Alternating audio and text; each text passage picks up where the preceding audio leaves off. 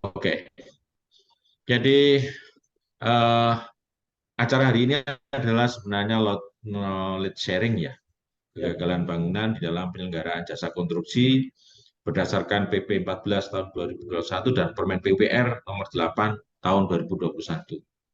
Sebenarnya itu turunannya adalah dari Undang-Undang nomor 2 tahun 2017, ya, kemudian Undang-Undang Cipta Kerja, kemudian lahir PP 14. Ya, diselenggarakan oleh Pusat Pelatihan Pengadaan Barang Jasa LKPP. Saya mencoba untuk memberikan satu judul di dalam diskusi ini adalah tantangan dan kendala penilai ahli dalam melaksanakan penilaian kegagalan bangunan. Di tantangan dan kendala penilai ahli dalam melaksanakan penilaian kegagalan bangunan. Saya sampaikan bahwa di dalam kasus-kasus hukum konstruksi, dengan melihat peraturan perundangan yang berlaku, kita membedakan tiga hal. Yang pertama adalah saksi, yang kemudian ahli, yang kedua adalah ahli, yang ketiga adalah penilai ahli. Kalau saksi itu akan mendirikan keterangan saksi. Ya, saksi itu orang yang melihat secara langsung, kemudian orang yang mungkin juga menjadi pelaku langsung, ya, sehingga dia memberikan keterangan atas kejadian.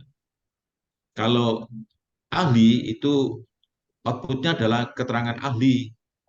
Nah, kalau keterangan ahli itu adalah orang yang memberikan penjelasan secara terang benderang, ya, terhadap kasus yang dalam proses penyelidikan, penyidikan maupun dalam proses pengadilan. Sedangkan kalau saksi itu orang yang melihat kejadian langsung yang bisa menceritakan secara jujur dalam proses penyelidikan, penyidikan, dan pengadilan. Nah, kalau penilai ahli itu beda. Penilai ahli adalah orang atau kelompok orang atau lembaga yang diberi tugas oleh menteri, dalam hal ini Menteri PUPR, untuk melakukan penilaian kegagalan bangunan. Ya, itu nanti saya akan terangkan secara detail. Ya.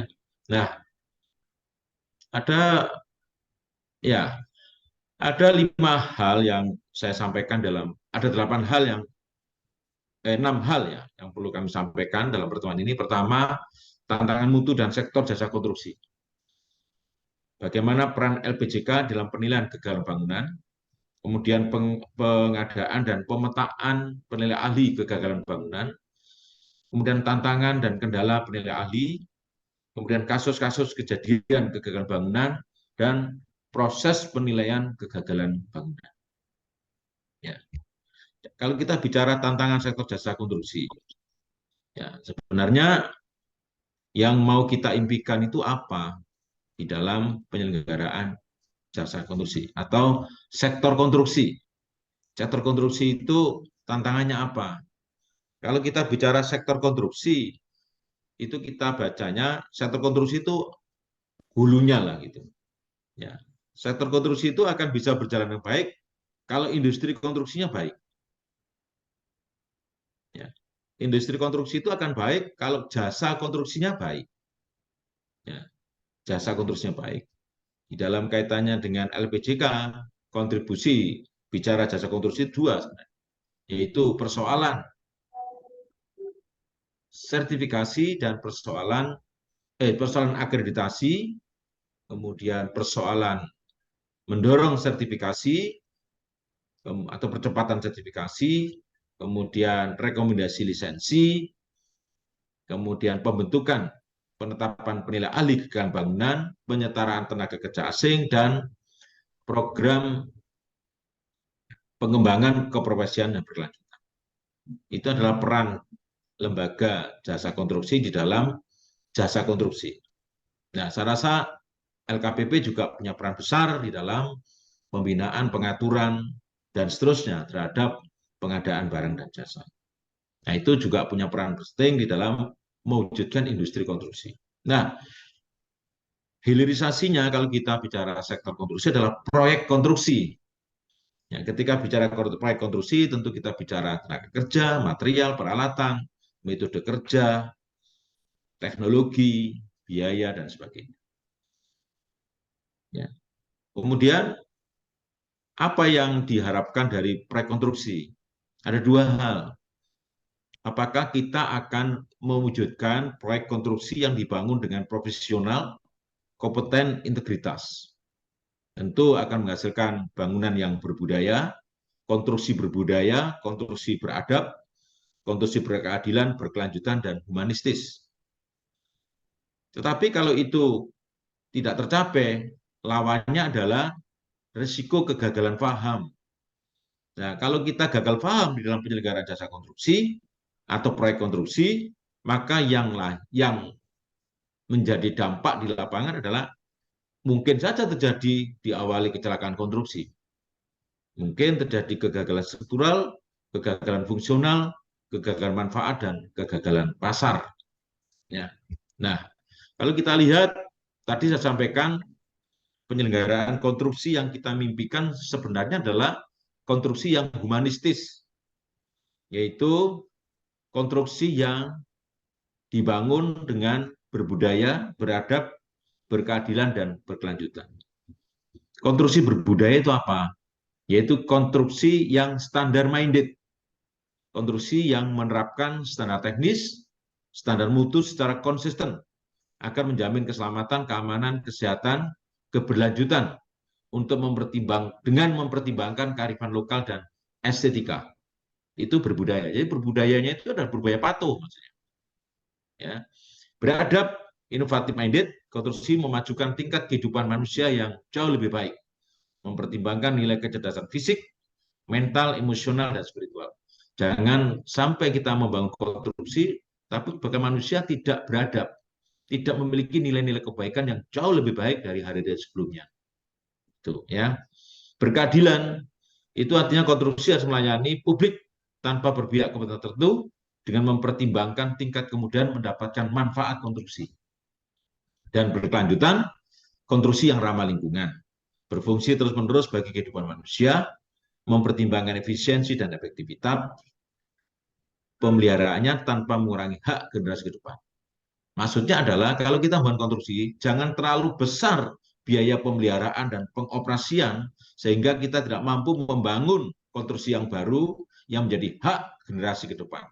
Ini banyak terjadi, kita membangun pintar sekali, tetapi kita sulit untuk memelihara.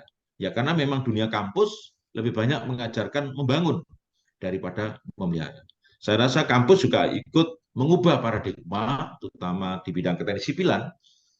Mahasiswa jangan terlalu banyak diberikan ilmu untuk membangun, tapi juga ilmu memelihara dan mengoperasikan konstruksi.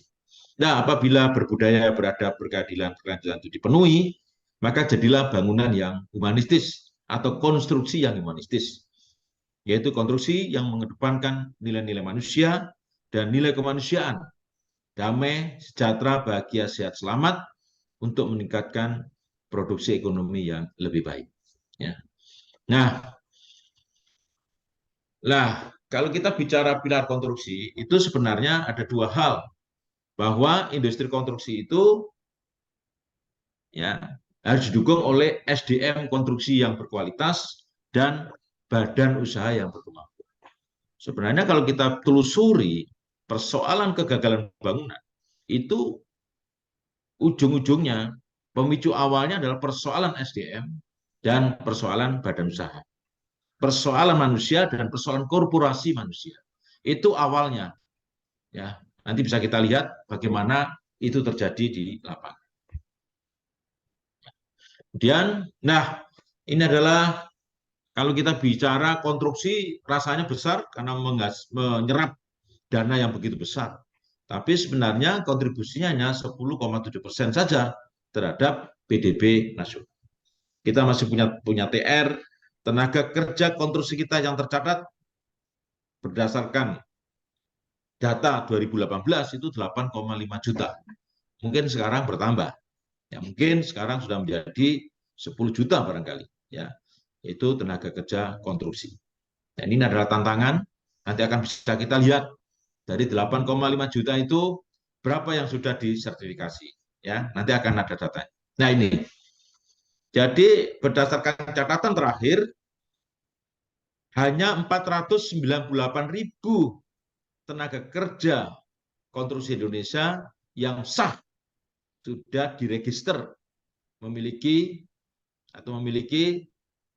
sertifikat kompetensi kerja yang sudah diregistrasi di sistem informasi jasa konstruksi terintegrasi.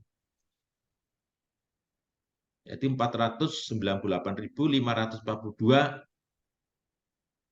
sertifikat kompeten itu dimiliki oleh 335.335 orang. Artinya apa? Masih di bawah 5%. Apa artinya itu? Kalau kita tarik di dalam pandangan nasional, artinya bahwa konstruksi kita yang begitu besar menyerap dana ribuan triliun itu dibangun oleh 90%, 95% tenaga kerja konstruksi yang tidak bersertifikat. Artinya tidak kompeten. Nah, ini PR untuk kita. Bagaimana nanti model-model atau modul-modul pembelajaran di dalam pembinaan manusia-manusia konstruksi itu harus kita sadarkan. Ya, karena di dalam Undang-Undang Jasa Konstruksi disebutkan setiap tenaga kerja konstruksi wajib memiliki sertifikat kompetensi kerja konstruksi dan setiap badan usaha yang memperkerjakan orang di dalam penyelenggaraan jasa konstruksi wajib untuk mewajibkan kepada tenaga kerjanya untuk memiliki sertifikat konstruksi. Nah, ini adalah seharusnya menjadi semangat bersama dan mudah-mudahan LPJK dan LKPP memiliki semangat yang sama untuk menuju ke sana. Karena PR kita masih banyak, masih 95% dari jumlah itu. Ya. Next. Nah, tantangan mutu. Ya, sebenarnya kalau kita bicara konstruksi, kalau kita mau membandingkan bentuk konstruksi, itu hanya dua bentuk konstruksi. Yang pertama adalah bentuk konstruksi yang berbentuk sempit dan vertikal. Ya, itu dinamakan bangunan gedung. Dan bentuk konstruksi yang luas dan panjang. Misalnya bentuknya jalan. Runway, taxiway, ya, luas dan panjang. Yaitu bangunan-bangunan yang luas dan panjang. Jembatan, luas dan panjang. Tapi kalau bicara gedung, tinggi, sempit, dan vertikal. Ini membawa dampak persoalan yang tentunya berbeda dalam pendekatannya. Ya, artinya kalau bicara jalan itu luas dan panjang, itu banyak persoalan-persoalan sepanjang jalan itu. Tapi kalau bicara gedung, persoalannya adalah beban titik. Ya, beban pada kolom titik. Tapi kalau luas dan panjang itu beban merata. Nah, ini membawa dampak persoalan-persoalan berbeda di dalam persoalan kecelakaan konstruksi maupun kegagalan bangunan. Gedung itu kalau mengalami kegagalan bangunan, itu terlihat, keresahannya itu terasa bagi pengguna gedung. Tetapi kalau bangunan luas dan panjang, kalau mengalami kegagalan bangunan, keresahannya tidak begitu terlihat bagi pengguna. Karena masih banyak faktor-faktor eksternal yang disalahkan untuk dijadikan kambing hitam. Tapi gedung tidak bisa. Gedung begitu retak, udah orang akan resah. Itu. Tapi kalau jalan begitu retak, orang tidak resah. Itu. Nah, ini memang karakter ini yang berbeda gitu ya. Nah, saya lanjutkan. Nah, tadi bagaimana tantangan mutu? Dimensi mutu konstruksi, dimensi mutu bangunan konstruksi itu pemahaman mutu itu harus komprehensif. Pemahaman mutu tidak bisa kita lihat hanya sepihak pada sudut pandang tertentu. Karena mutu itu dipengaruhi oleh berbagai faktor, dari mulai dari human resource manusianya, dari persoalan kejujuran data, dari persoalan performance, dari persoalan reliability, dari persoalan conformance, dari persoalan daya tahan lama, durability, dari persoalan yang terkait dengan service ability, dari persoalan local environmental estetika, dari persoalan etika, dari persoalan uh, pembiayaan atau kecukupan pembiayaan, dan persoalan kontraktual. Jadi mutu tidak bisa hanya dilihat dari persoalan manusia, tapi juga bisa dilihat, harus dilihat juga ada persoalan kejujuran data. Inilah kalau kita melihat mutu, karena ini nanti menjadi bagian yang tidak terpisahkan dalam menginvestigasi kegagalan bangunan. Baik, saya lanjutkan. Kalau kita tadi bicara data, inilah persoalan data kita. Kita belum memiliki data yang jujur. Kita belum memiliki data yang andal, yang bermutu, yang relevan, yang terbaru, yang terwakili, merepresentasi sebuah kejadian, dan data yang mudah diakses. Ya, sementara kita sudah membangun konstruksi itu luar biasa, tapi kita sampai hari ini tidak bisa melihat data. Dan ini menjadi kesulitan para ahli ketika dia melakukan identifikasi, investigasi, mencari penyebab persoalan di lapangan. Karena semua data itu tidak didapatkan. Nah, ini tantangan yang luar biasa. Ya. Nah, ini kalau kita bicara data, saya rasa tidak perlu saya sampaikan secara detail. Ya, nah ini kita itu sering punya data, tetapi antara performan permukaan dengan performan di bawah permukaan itu berbeda. Ini yang sering terjadi di lapangan. Ini sebagai ya ilustrasi saja. Ya, jadi mukanya bagus, tapi dalamnya buruk. Atau dalamnya bagus, tapi mukanya ada yang mukanya bagus, dalamnya bagus. Ada yang mukanya bagus, dalamnya buruk. Atau mukanya buruk, tapi dalamnya bagus. Nah, data seperti ini kita nggak punya. Tidak punya, terutama untuk bangunan yang luas dan panjang. Itu, ya. Itu. Kemudian saya memperkenalkan apa peran LPJK dalam penilaian kegagalan bangunan. Nah, ini jadi kita sudah memberlakukan, ya, pemerintah sudah melakukan Undang-Undang Nomor 2 Tahun 2017 yang tentu dilengkapi dan sebagian juga ada yang dihilangkan di dalam Undang-Undang Cipta Kerja yang sekarang menjadi Perpu.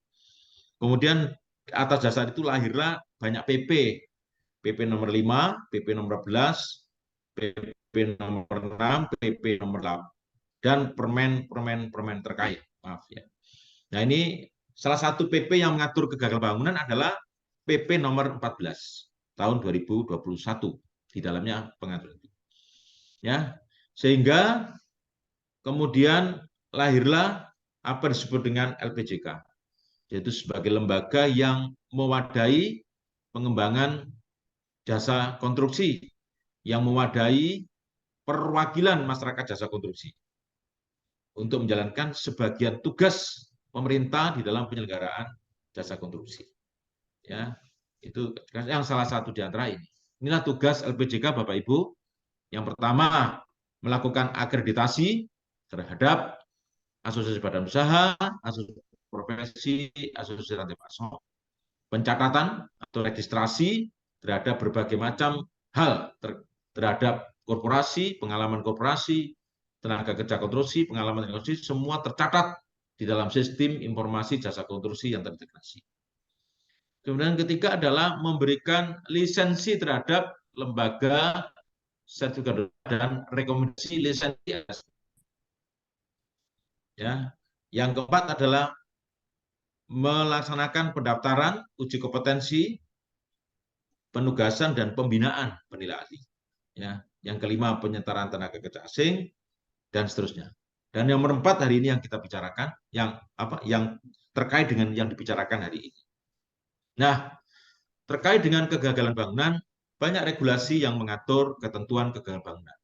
Undang-Undang Nomor 2 Tahun 11, PP 14 Tahun 2021, dan dijelaskan secara rinci di dalam Permen PUPR Nomor 8 Tahun 2021 tentang penilaian ahli, kegagalan bangunan, dan penilaian kegagalan. Kegagalan bangunan adalah suatu keadaan keruntuhan bangunan dan atau tidak berfungsinya bangunan setelah penyerahan akhir hasil jasa konstruksi.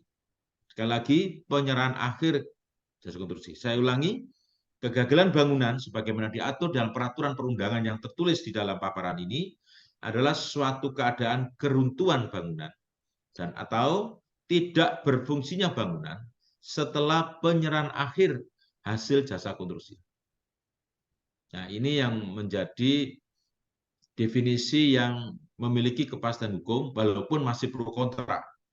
Ya, karena kalau kita mengumpulkan, kemarin saya mengumpulkan 76 profesor ahli konstruksi, hampir 80 doktor ahli konstruksi, ya perdebatannya masih panjang kalau kita bicara definisi kegagalan bangunan berdasarkan Undang-Undang Jasa Konstruksi. Tetapi yang harus kita garis bawahi adalah setelah penyerahan akhir. Karena bagi APH kadang-kadang tidak paham. Itu ada laporan kegagalan bangunan, disangka kegagalan bangunan, padahal itu bukan kegagalan bangunan. Kenapa? Karena belum terjadi penyerahan akhir atau FHO, hasil jasa konstruksi. Ya. Bagaimana peran LPJK? LPJK adalah berperan untuk membuat pedoman teknis tata cara terkait penilaian kegagalan bangunan untuk lebih menjelaskan isi daripada peraturan Menteri PUPR, peraturan pemerintah, dan Undang-Undang Jasa Konstruksi, dan seterusnya. Nah, ada 3 kunci di dalam Permen PUPR tahun 2021 tentang penilaian ahli, kemudian kegagalan bangunan, dan penilaian kegagalan bangunan. Ada 3 kunci. Penilai ahli adalah orang perorangan, kelompok, atau lembaga yang diberikan kewenangan untuk melakukan penilaian dalam hal terjadi kegagalan bangunan. Kegagalan bangunan adalah suatu keadaan keruntuhan bangunan dan atau tidak berfungsinya bangunan setelah penyerahan akhir hasil jasa konstruksi. Penilaian kegagalan bangunan adalah suatu proses perhitungan ganti rugi dan tanggung jawab terhadap kegagalan bangunan yang ditetapkan oleh penilai ahli berupa rekomendasi kepada Menteri. Penilai ahli itu bekerja atas dasar penugasan Menteri melalui LPJK. Jadi penilai ahli itu tidak ditugaskan oleh polisi. Penilai ahli tidak ditugaskan oleh kejaksaan. Penilai ahli tidak ditugaskan oleh asosiasi. Penilai ahli tidak ditugaskan oleh badan usaha atau oleh lembaga-lembaga lain. Penilai ahli hanya ditugaskan oleh Menteri PUPR sebagai pembina konstruksi melalui lembaga pengembangan jasa konstruksi. Oleh karena itu, tugas LPJK berdasarkan peraturan undangan adalah membentuk penilai ahli. Membentuk itu adalah menyelenggarakan pendaftaran, pelatihan, pengujian, penetapan, penugasan, dan pembinaan. Itulah yang penting harus kita ketahui tentang siapa sebenarnya yang melakukan penilaian kegagalan bangunan. Nah, di mana posisi penilai ahli di dalam siklus manajemen proyek? Saya sampaikan bahwa siklus manajemen proyek itu dimulai dari perencanaan umum, pra-FS, studi kelayakan, perencanaan teknis atau DED, kemudian kegiatan-kegiatan prakonstruksi termasuk pengadaan lahan, termasuk pengadaan jasa konstruksi mestinya di sini ya, termasuk konstruksi, termasuk operasi pemeliharaan, termasuk evaluasi pasca proyek. Kalau kita bagi ada 3, Kementerian PUPR telah mengangkat yang namanya Komisi Keamanan Konstruksi. Tugasnya adalah untuk mengevaluasi seluruh kegiatan perencanaan umum, pra-FS, FS, dan DD untuk memastikan bahwa bangunan itu aman. Artinya sudah memenuhi standar mutu dan standar teknis untuk dapat dibangun. Nah, kalau Komite Keselamatan Konstruksi itu adalah satu komite yang bertugas untuk mencari penyebab-penyebab jika terjadi kecelakaan konstruksi. Karena kecelakaan konstruksi itu diatur di dalam Undang-Undang Nomor 2 Tahun 2017 sebagai pengganti dari kegagalan konstruksi. Kalau di undang-undang yang lama, nomor 18 tahun 99, itu ada istilah atau definisi tentang kegagalan konstruksi, yaitu kegagalan konstruksi yang terjadi sebelum bangunan diserah terimakan dalam proses konstruksi. Di dalam undang-undang baru diganti dengan nama kecelakaan konstruksi. Maka komite yang ikut menilai atau diberikan kewenangan untuk menilai terjadinya sebab musabab kecelakaan konstruksi itu dinamakan Komite Keselamatan Konstruksi. Nah, setelah konstruksi diserah terimakan di tahap akhir, konstruksi itu melayani kepentingan publik, maka disitulah kalau terjadi kegagalan bangunan, maka ditugaskan penilai ahli kegagalan bangunan. Nah, di dalam paparan ini ada catatan merah di sebelah kiri bahwa penilai ahli tidak boleh dan tidak etis merangkap sebagai saksi dan ahli pada penyidikan, dan pengadilan kasus kegagalan bangunan yang sedang atau selesai dinilainya. Ya, itu supaya tidak ada konflik interest. Nah, sekarang saya ceritakan sedikit tentang pendaftaran, pelatihan, uji kemampuan, pencatatan, penetapan, dan pemetaan penilai ahli. Inilah gambarannya, Bapak Ibu. Jadi seorang penilai ahli itu tidak ujuk-ujuk, tidak langsung ditunjuk, tapi harus diuji kemampuannya. Mulai melakukan pendaftaran, pendaftarannya sangat lengkap, ya, tidak boleh terlibat di dalam partai politik misalnya, harus mendapatkan surat kelakuan baik, kemudian harus memiliki sertifikat kompetensi kerja minimal jenjang 8 atau memiliki sertifikat keinsinyuran minimal adalah insinyur profesional madya dan seterusnya dan seterusnya. Jadi surat keterangan kesehatan dan sebagainya. Pendaftarannya banyak, persyaratannya harus dipenuhi dan harus membuat karya tulis terkait dengan persoalan-persoalan peristiwa baik yang dialami maupun yang dibaca tentang kegagalan bangunan, mungkin kecelakaan konstruksi dan sebagainya, atau konflik-konflik konstruksi, kasus hukum dan sebagainya. Ya, setelah itu diverifikasi, divalidasi, kemudian lulus verifikasi validasi, baru dipanggil untuk pelatihan.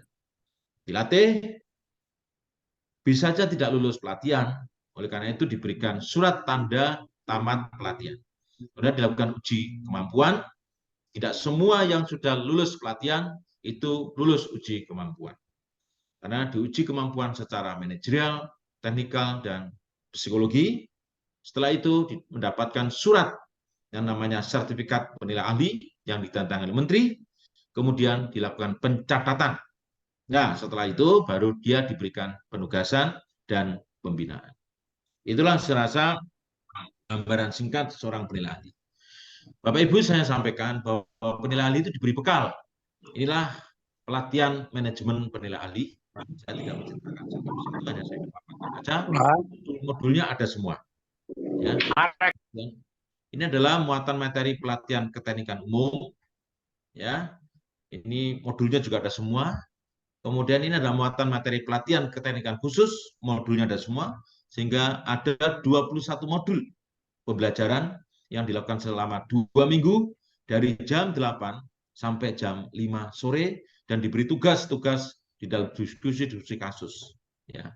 Inilah kalau sudah lulus, mereka akan mendapatkan surat keterangan mengikuti pembekalan penilai ahli atau surat keterangan mengikuti surat tanda tamat pelatihan. Nah, di dalam mereka setelah pelatihan, mereka dilakukan uji kemampuan manajemen. Inilah Bapak Ibu poin-poin di dalam menilai kemampuan seorang penilai ahli kegagalan bangunan dari aspek manajerial. Dia harus memahami regulasi, jasa konstruksi dan kepatuhan, dia harus memahami manajemen proyek, manajemen konstruksi, dia harus memahami manajemen aset, dan dia harus memahami bagaimana menyusun pelaporan penilaian kegagalan bangunan. Ini adalah cara menilai uji kemampuan manajemen bagi seorang penilai ahli, nilai 60, 70, 80, dan 100. Ya. Jadi mereka itu tidak hanya sekedar mendapatkan sertifikat penilai ahli, tetapi melalui ujian. Berikutnya adalah uji kemampuan keteknikan.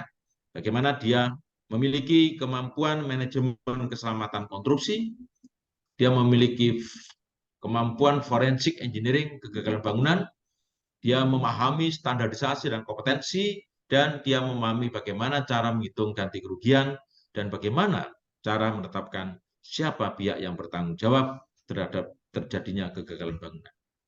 Ini ada uji kemampuannya, poin-poinnya, kapan dapat nilai 60, 70, 80, dan seterusnya. Kemudian ada kemampuan psikologi. Ini sangat menentukan, dia akan dilihat kemampuan berpikir, kemudian mengelola tugas, mengelola diri, dan mengelola hubungan. Kenapa? Karena tugas penilai ahli itu harus tahan uji. Ya, karena nanti dia akan berhadapan dengan persoalan-persoalan aparat hukum, dengan persoalan masyarakat, dengan persoalan masyarakat yang dirugikan, dengan persoalan pengelola bangunan, pemilik bangunan, dengan persoalan pengguna jasa, penyedia jasa, dan sebagainya. Dan mereka harus kerjasama satu sama lain, tidak mungkin seorang penilai ahli bekerja sendirian. Tentu dia harus membutuhkan selain penilai ahli dalam bidang-bidang masing-masing, juga mungkin memerlukan tambahan ahli-ahli yang lain. Sehingga dia harus bisa mengelola tugas, mengelola kerjasama, dan lain sebagainya. Mengelola hubungan, dan sebagainya. Nah ini kalau sudah lulus mendapatkan sertifikat penilai ahli.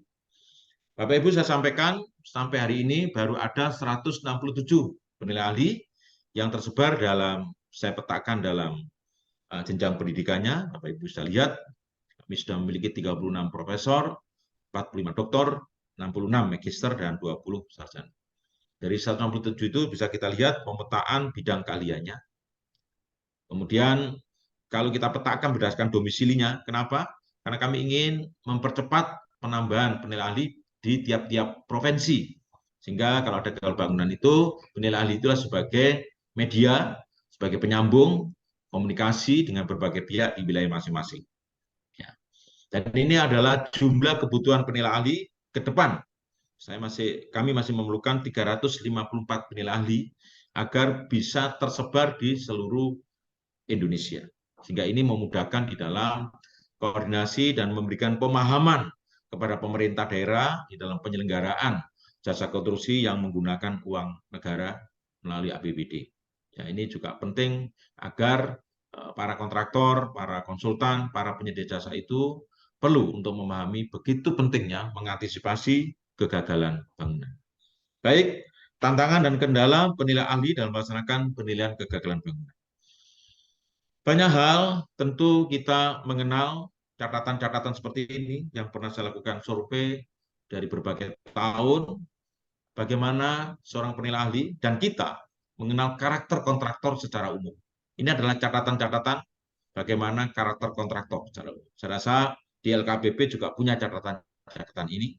Ya, saya di LPJK dan saya di bidang saya di dalam menjalankan tugas pernah melakukan penelitian dari tahun ke tahun. Inilah bisa kami simpulkan bahwa kontraktor itu berusaha dapat keuntungan maksimal, terkesan buruk memahami metode kerja, belum berbudaya standar mutu, mencari partner subkontraktor yang murah, dan cenderung cuci tangan jika terjadi kegagalan bangunan, dan melakukan pembiaran diri jika tidak ditegur.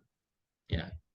Demikian kalau kita melihat bagaimana indikator produktivitas dan kerja kontraktor. Ini adalah gambaran-gambaran yang barangkali bisa dijadikan masukan di dalam penyusunan modul. Ya, ini adalah indikator produktivitas dan kinerja kontraktor. Ya. Kemudian kita lihat lagi bagaimana karakter konsultan supervisi. Ya, karena bangunan itu dapat dari konsultan supervisi. Ini adalah catatan-catatan yang saya dapatkan dengan survei langsung di lapangan.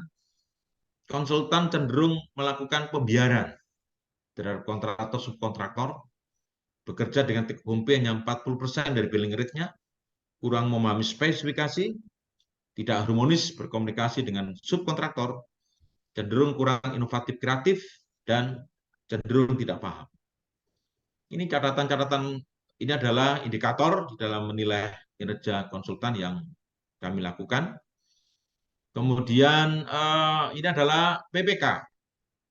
Ya, PPK yang mestinya menjadi tanggung jawab yang berat di dalam mengendalikan kontraktor dan konsultan, tetapi terjadi adalah lemah pengendalian, terlalu percaya pada konsultan, merasa memiliki derajat sosial yang lebih tinggi, dan kurang ada keberanian mutlak untuk mengambil keputusan di lapangan. Nah, di atas PPK itu masih ada Kasatker, di atas Kasatker masih ada yang lain, yang lain, yang lain. Ya. Kemudian ini adalah indikator PPK. Kemudian ya, konsultan perencana ini juga luar biasa memiliki kontribusi terhadap persoalan-persoalan penyelenggaraan jasa konstruksi. Hasil perencanaan kurang holistik dan kurang komprehensif, terkesan kurang bermutu, produk perencanaan yang kurang bermutu. Buktinya apa? Banyak perubahan-perubahan ketika dilaksanakan oleh PPK, kontraktor, dan konsultan supervisi. Rendahnya kualitas produk perencanaan, terkesan produk perencanaan kurang diperkuat akurasi data, tadi saya sampaikan persoalan data, dan SDM perencana kurang jam terbang. Ya, begitu lulus jadi sarjana langsung masuk konsultan perencana. Jadi kurang jam terbang, kurang insting di dalam merencanakan terhadap relevansinya kondisi lapangan.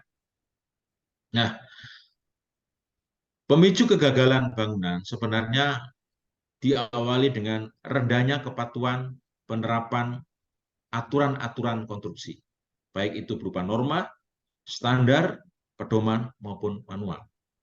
Bagaimana kami menilai tingkat kepemilikannya, tingkat membacanya, tingkat memahami, tingkat menerapkan, dan tingkat mengevaluasi. Kemudian ini adalah kontribusi faktor manajemen terhadap keterlambatan progres proyek secara umum di lapangan. Ya, ini bisa menjadi catatan bagi LKPP. Ternyata persoalan-persoalan keterlambatan itu adalah persoalan yang memicu terjadinya penyimpangan mutu pelaksanaan. Jadi persoalan banyak, ada 12 faktor yang menyebabkan memberikan kontribusi keterlambatan progres. Bapak Ibu bisa lihat di sini gambaran kontribusinya.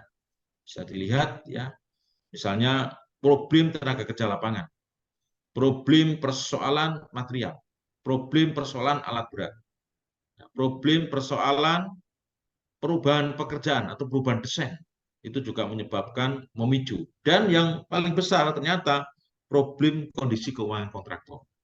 Dan ini menjadi catatan penting ya, karena kontraktor itu kalau dapat 10 pekerjaan, maka biasanya tidak fokus termin yang keluar di proyek A dipakai untuk proyek B yang keluar proyek C, dan sebagainya. Sehingga ini menjadi persoalan-persoalan di lapangan yang luar biasa, karena memang konsultan supervisi itu tidak punya kewenangan untuk menanyakan kepada kontraktor, hai kontraktor, kalau termin keluar, dibelanjakan apa ini?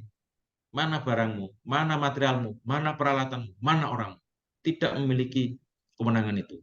Siapa yang bisa mengatur agar kontraktor supervisi itu juga bisa merangkap, tidak hanya memastikan kontraktor melaksanakan spek desainnya, tapi juga memastikan belanjanya, gitu. Ya, berapa persen kamu membayar tenaga kerjamu, misalnya itu tidak ada. Ini yang menurut saya salah satu kelemahan di dalam penyelenggaraan jasa konstruksi. Nah, kesulitan lain seorang penilai ahli di dalam menelusuri histori peran insinyur atau engineer di dalam praktek kerja keinsinyuran, ya, atau praktek kerja jasa konstruksi. Kalau kita lihat di dalam lingkaran manajemen jasa konstruksi atau lingkaran manajemen konstruksi yang harus dilalui dan wajib dilalui di dalam penyelenggaraan uang negara, di dalam penyelenggaraan APBN atau APBD. Tentu penyelenggaraan jasa konstruksi itu diawali dari ada dokumen perencanaan umum dan prosesnya. Ada proses dan dokumen studi kelayakan, rencana induk, kemudian DED, studi AMDAL, pengadaan tanah, pengadaan jasa konstruksi atau pengadaan barang dan jasa, ya, kemudian pelaksanaan pembangunan fisik proyek, kemudian pengoperasian pemeliharaan, dan evaluasi pasca umur rencana. Ini harus ada. Ini diatur di dalam Undang-Undang Jasa Konstruksi. Dan ini bukan karena Undang-Undang Jasa Konstruksi baru. Sejak dulu memang diatur sedemikian rupa. Tetapi engineer atau insinyur itu sering terjebak di dalam moral hazard pada tiap tahapan ini. Contoh misalnya pada perencanaan umum, di awal-awal ide akan ada proyek, itu engineer atau insinyur itu sering terjebak di dalam indikasi kepentingan geopolitik kelompok tertentu untuk memaksakan realisasi ide proyek infrastruktur. Kemudian di studi kelayakan, engineer itu sering terjebak di dalam ketidakjujuran untuk pemenuhan kelayakan pasar, kelayakan teknik, ekonomi, finansial, dan lingkungan. Ya. Kemudian di DED, engineer terjebak di dalam ketidakjujuran dan ketredoran hingga terjadi markup volume, markup harga satuan pada perancangan detail tiap komponen konstruksi. Mungkin saja itu terjadi di dalam pengadaan jasa konstruksi. Engineer atau insinyur terjebak di dalam ketidakjujuran proses pemenangan tender untuk kepentingan korporasi dan siapakah engineer dan insinyur itu? Mungkin aja dia ada di dalam Pokja, mungkin aja dia dalam pengguna, mungkin aja dia dalam penyedia. Dan ini adalah bagian-bagian yang tidak terpisahkan persoalan moral hazard ini yang mendorong terjadinya kecelakaan konstruksi, yang mendorong terjadinya kegagalan bangunan. Dan ini adalah satu proses dan itu terjadi di lapangan dan sampai hari ini kita belum mampu untuk menyelesaikan persoalan-persoalan ini. Ya, karena persoalan moral hazard ini adalah persoalan hati. Ya, tidak ada kaitannya dengan persoalan seberapa besar pendidikan tingginya, seberapa besar sertifikat kompetensi kerja yang dimilikinya, seberapa besar sertifikat kompetensi insinyur yang dimilikinya, ternyata tidak ada hubungannya. Ya, mudah-mudahan LKPP bisa menemukan hubungannya. Gitu. Kami sampai hari ini, saya sebagai akademisi, sebagai guru besar melakukan penelitian ini berpuluh-puluh tahun, ternyata tidak ada hubungannya. Ya, jadi persoalan moral hazard di dalam penyelesaian konstruksi inilah sebenarnya awal, pemicu awal terjadinya kegagalan bangunan. Hanya saja memang belum semua kegagalan bangunan dilaporkan. Gitu, ya. Nah, kalau kita melihat dari manajemen di lapangan, ya, kita melihat inilah di lapangan yang terjadi, bahwa pengguna jasa ini seorang ayah yang memiliki anak kandung kontraktor dan memiliki anak tiri, anak asuh konsultan supervisi. Dan Bapak Ibu bisa lihat di sini bagaimana pengguna jasa terhadap kontraktor kurang pengendalian, pengguna jasa terhadap konsultan supervisi menuntut administrasi proyek yang benar dalam tanda petik. Ya. Yang terjadi yang paling aneh di lapangan adalah antara kontraktor dan supervisi, kalau kontraktor kurang ada respon kepedulian terhadap perintah kebaikan konsultan, tetapi sebaliknya konsultan tidak ada keberanian untuk melakukan eksekusi terhadap kesalahan-kesalahan kontraktor. Ya. Sementara pengguna jasa itu monitoringnya rendah, evaluasinya rendah, sidaknya kurang. Maka kalau itu dibiarkan terjadilah keterlambatan progres. Keterlambatan progres itu memicu ketidakpatuhan standar. Ketidakpatuhan standar itu memicu penyimpangan mutu pelaksanaan. Dan ini yang harus kita telusuri di lapangan. Ya, sebenarnya tidak perlu ada kegagalan bangunan. Kalau masing-masing orang yang terlibat di dalam penyelenggaraan konstruksi itu memiliki hati yang standar minded, artinya tadi yang berbudaya, yang beradab, ya, dan yang memiliki komitmen, integritas dan sebagainya. Ya. Nah, saya lanjutkan di sini. Ya, inilah yang diharapkan sebenarnya. Ya, begitu pengguna jasa memberikan mandatori yang sepenuhnya kepada konsultan, kemudian konsultan memberikan satu eksekusi kepada kontraktor. Ini yang kita harapkan. Tetapi catatan merahnya muncul. Tenaga ahli harus profesional. Sertifikat kompetensinya dikontrol oleh pemerintah, konsistensi moralnya, terutama konsistensi moral lembaga konsultannya. Jadi lembaga konsultannya jangan memberikan 40% dari billing rate-nya, gimana seorang konsultan bisa bekerja dengan baik di lapangan. Ya, restrukturisasi, remunerasi, dan kontrol besaran honor yang diterima oleh tenaga ahli konsultan. Ini hal yang menjadi catatan, ya, ketidaksiapan korporasi konsultan untuk menjadi mandatori langsung dari pengguna jasa.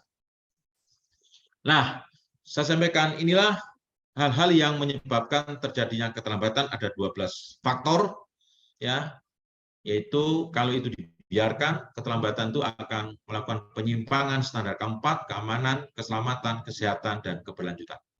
Kalau itu terjadi, maka bekerja hanya mengejar target penyerapan, metode kerja terpaksa tidak dipatuhi sesuai persyaratan. Ketika terjadi keterlambatan, maka yang sering dilanggar adalah metode kerja. Mungkin sadar akan terjadinya keterlambatan, peralatannya baik, materialnya baik, orangnya diganti semua yang baik, tapi waktu yang sangat terbatas, maka yang dilakukan adalah moral hazard terhadap metode kerja. Dan itu kalau dibiarkan, maka ada dua kemungkinan. Terjadi kecelakaan konstruksi atau terjadi kegagalan bangunan. Nah, ini catatan, ketika terjadi keterlambatan, progres fisik dan penyerapan termin, budaya yang biasa dilakukan adalah mempercepat pengiriman material, menambah alat berat, menambah tenaga kerja, kolaborasi alat uji mutu, rapat koordinator pihak dipercepat, modal kerja mungkin ditambah. Tetapi ketika terjadi keterlambatan progres fisik yang krusial, penerapan metode kerja sering tidak dipatuhi, berdampak penyimpangan mutu pelaksanaan dan pengawasan di lapangan karena demi mengejar keterlambatan untuk mempercepat progres. Nah, ini siapa yang mengatur ini? Siapa yang memberikan ultimatum ini? Itu, ya. Nah, baik, saya lanjutkan, dan ini tadi saya sampaikan, inilah gambaran penerapan moral etika data. Bapak Ibu, saya lihat kalau kita bicara SDM konstruksi itu mungkin berada di perencanaan, perancangan, pemrograman, pelaksanaan, pengelolaan, pemeliharaan maupun pada audit. Ini adalah gambaran bagaimana penerapan data yang sekarang terjadi. Sehingga kalau boleh saya simpulkan, memang saat ini belum ada keberanian untuk mengungkapkan data yang apa adanya. Ya, ini demikian pula sekarang ini kalau kita lihat orang bekerja di dalam jasa konstruksi itu tidak lagi menggunakan Sitlakom. Kalau teorinya Sitlakom, ya, yaitu survei, investigasi, desain, land acquisition, action program, construction, operation, dan maintenance. Artinya bahwa apabila kita berada di DED, di perancang DED, maka ketika membangun DED, kalau menerapkan Sitlakom, S, apa surveinya benar? Apakah investasinya benar DED ini? Desain ini. Lalu apakah desain ini bisa dibangun dengan baik? Apakah desain ini nanti memerlukan biaya pemeliharaannya mahal? Apakah desain ini membutuhkan biaya pengadaan tanah yang mahal? Nah, itu tidak. Yang desain ya desain, tapi tidak mengantisipasi terhadap bagaimana pihak-pihak lain untuk melaksanakan. Nah, inilah Sitlakomnya sangat rendah. Ya. Kemudian saya rasa ini saya lanjutkan bagaimana contoh kasus dari tinggal bangunan. Ini bisa dilihat kalau Bapak Ibu ingin mempelajari modul-modul penyelenggaraan bangunan, ada 21 modul yang saya sampaikan tadi, di situ. Nah, jadi kalau berdasarkan Permen PU nomor 8, Permen PU nomor 8 tahun 1, tadi kegagalan bangunan sudah saya sampaikan. Jadi kegagalan bangunan dinilai dan ditetapkan berdasarkan kriteria dan tolak ukur kegagalan bangunan yang ditetapkan oleh penilai ahli. Jadi berdasarkan Undang-Undang Jasa Konstruksi, siapakah yang menetapkan itu adalah kegagalan bangunan? Itu penilai ahli. Bukan ahli, bukan saksi, bukan polisi, bukan jaksa, bukan lembaga manapun. Jadi harus dilaporkan ke LPJK, LPJK menugaskan penilai ahli atas nama menteri, kemudian oh betul ini adalah kegagalan bangunan. Maka setelah itu baru dilakukan penilaian kegagalan bangunan. Nah, kriteria dan tolak ukur kegagalan bangunan itu ada dua. Yang pertama adalah aspek struktural dan aspek fungsional. Yaitu bisa dilihat di lampiran 2 di peraturan itu. Nah, kegagalan fungsional adalah tidak berfungsinya bangunan sesuai kriteria teknis bangunan yang disyaratkan. Ini ada kata-kata kriteria teknis bangunan yang disyaratkan. Itu dinamakan kegagalan fungsional. Jalan ini beroperasi bisa dilewati, tapi jalannya berlubang, jalannya bergelombang, jalannya retak. Maka sebenarnya itu adalah secara struktural mungkin masih bagus, mungkin, tapi secara fungsional sudah tidak berfungsi lagi dengan kriteria teknisnya. Kalau jalan direncanakan arteri primer dengan kecepatan 60 km per jam minimal, ternyata yang terjadi adalah hanya kecepatan 20, macet dan rusak, dia sebenarnya dapat dikategorikan kegagalan bangunan dari aspek kegagalan fungsional. Itu. Ya, saya rasa bangunan juga gitu, baik bangunan gedung dan sebagainya. Ya. Nah, jadi tidak tercapainya pemenuhan kriteria teknis bangunan berdampak terhadap bangunan tidak dapat memberikan pelayanan pada tingkat fungsionalitas yang selamat, aman, nyaman, sebagaimana yang dirancang.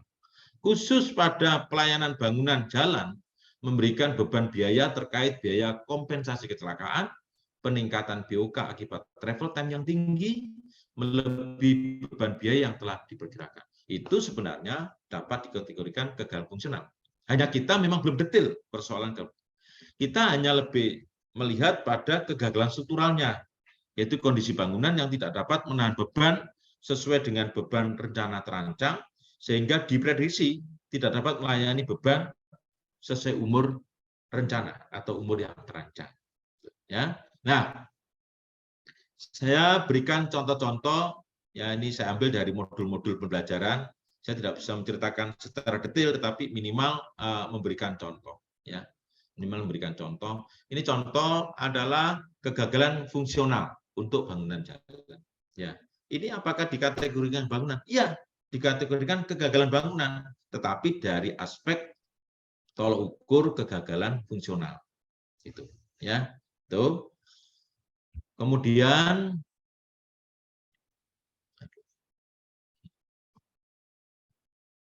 ya, contoh berikutnya itu adalah kegagalan struktural.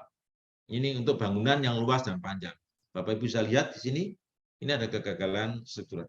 Loh Pak, itu kan penyebabnya air. Loh Pak, itu kan penyebabnya gempa. Loh Pak, itu penyebabnya adalah ini. Dan itu penyebabnya longsor. Nah, itu bisa kita telusuri nanti. Apakah proses perencanaannya dulu di dalam sistem manajemen proyek itu sudah mengantisipasi skala gempa, sudah mengantisipasi skala dan intensitas gempa yang berlaku di situ. Ada mengkasih di situ ada potensi longsor, ada potensi-potensi yang lain. Apakah sudah masuk dalam aspek perencanaan, misalnya begitu. Ya, itu adalah tugas dari investigasi penilaian. Ya, kemudian ini contoh yang lain, misalnya, nah ini contoh-contoh yang lain saya rasa banyak, Bapak Ibu saya rasa sering melihat kejadian-kejadian seperti ini. Ini adalah contoh-contoh nyata tentang kegagalan bangunan. Kemudian ada juga contoh-contoh kegagalan gedung, ya baru saja terjadi, yaitu ini kondisi bangunan Alfamart di Kabupaten Banjar. Sebelum terjadi kegagalan bangunan seperti ini sudah kelihatan miring, ya. Kemudian setelah bangunan seperti ini yang mati ada 5 orang, langsung meninggal di situ, bangunannya miring, lalu ambles, lalu runtuh, ya. Kemudian, nah ini setelah para penilai ahli melakukan penilaian kegagalan bangunan di sana, bisa dilihat ya dari data yang ada sebelumnya kemiringan bangunan dan tanda-tanda retak itu sudah diingatkan dan kebetulan waktu itu sudah terekam ya, seperti ini. Ya, ini setelah hancur dilihat bagaimana tulangannya dan sebagainya, bagaimana pola kejadian keruntuhannya dan sebagainya. Ya, kemudian ini adalah para penilai ahli yang bekerja di lapangan. Ini adalah penilai ahli yang bekerja di lapangan yang ditugaskan oleh Menteri PUPR melalui LPJK. Kemudian kami juga waktu terjun itu melihat bangunan-bangunan di sekitarnya. Apakah memiliki motivasi? Ternyata di sana ditemukan, kami data bersama pemerintah daerah, hampir ada 125 bangunan yang posisinya miring. Nah, ini Bapak Ibu bisa lihat, ini sebenarnya miring semua bangunan-bangunan ini. Ya, miring betul-betul miring. Ya, itu tinggal menunggu kapan runtuhnya. Ya, kalau ini masih lumayan di tengah, kalau miring kanan kiri masih diapit, ya dan sebagainya. Nah ini contoh. Ini saya berdiri di sini bukan untuk gaya-gaya, saya ingin menunjukkan ini ke miring. Dua bangunan itu miring, ya miring begini, ya bentuk V gitu. Ini juga sama. Itu ada di sekitar bangunan Alfamart tadi. Ya. Dan ini adalah contoh-contoh keruntuhan eksplisit kegagalan bangunan gedung akibat gempa dan sebagainya. Ya, gempa. Jadi kalau gempa itu kita lihat persoalannya, intensitas skala gempanya berapa, lalu bangunan dulu dirancang berapa. Kemudian berubah intensitas skala gempanya sekarang berubah. Nah, itu jadi persoalan. Kalau dulu sudah ditetapkan 8, ternyata merancangnya 7, itu menjadi persoalan. Tapi kalau dulu itu 7, sudah dirancang 7, lalu sekarang menjadi 8, lalu runtuh. Nah, itu masih bisa dimaafkan. Kegagalan bangunan itu betul-betul memang akibat perubahan intensitas gempa. Ya, dan gitu. Ini adalah contoh-contoh gedung-gedung yang mengalami proses-proses kegagalan bangunan ya akibat dari over capacity. Ya, banyak. Jadi kemudian ini kebakaran, ya kebakaran ini juga termasuk kategori kegagalan bangunan. Ya, loh kalau dibakar sengaja itu juga termasuk. sama. Nanti kita lihat dalam investigasinya. Ya. Kemudian kegagalan bangunan juga akibat penurunan pondasi. Ini banyak terjadi di Indonesia. Ini adalah contoh-contoh di Indonesia dan sebagian di luar negeri. Ya, ini adalah penurunan pondasi. Ya. Kemudian ini juga bangunan jembatan yang mengalami keruntuhan atau kegagalan bangunan. Ini banyak terjadi di Indonesia. Ya. Kemudian satu hal yang sangat menarik ya, ketika kami melakukan pelatihan ke para penilai ahli, kami juga melibatkan seorang arsitek senior yang berpengalaman. Ya, ternyata di negara-negara yang sudah mapan itu sudah ada yang namanya kegagalan desain arsitektur. Ya, di kegagalan desain arsitektur itu dapat berdampak ke dalam terhadap bangunan dan keluar terhadap lingkungan sekitar. Dampak ke dalam mengakibatkan tidak berfungsinya bangunan atau ruangan yang dikarenakan tidak terpenuhnya persyaratan seperti fungsi ruang, tata ruang dalam, keandalan bangunan, khususnya standar kemudahan, estetika, dan arsitektur. Dampak keluar terhadap lingkungan sekitar akibat dari kegagalan desain arsitektur itu bisa terhadap penampilan, arsitektur bangunan, keseimbangan, keselarasan bangunan, aspek keamanan, keselamatan, kesehatan, dan aktivitas di sekitarnya. Ini contoh-contoh, ya. Ini kelihatannya bagus bangunannya, tetapi menjadi persoalan, ya. Nah ini adalah bangunan yang bagus, tapi menyebabkan persoalan. Nah ini contoh adalah yang terjadi di Indonesia, salah satunya, ya. Ini dulu arsitektur ini kemudian menjadi rapuh seperti ini, ya. Nah ini contoh hotel yang sangat bagus, indah dari segi arsitektur, tapi desain arsitektur itu menyebabkan keluhan dan penyakit kulit yang membahayakan akibat dari persoalan-persoalan ventilasi cahaya matahari ya, yang memanaskan material ini dan itu masuk ke dalam kulit manusia.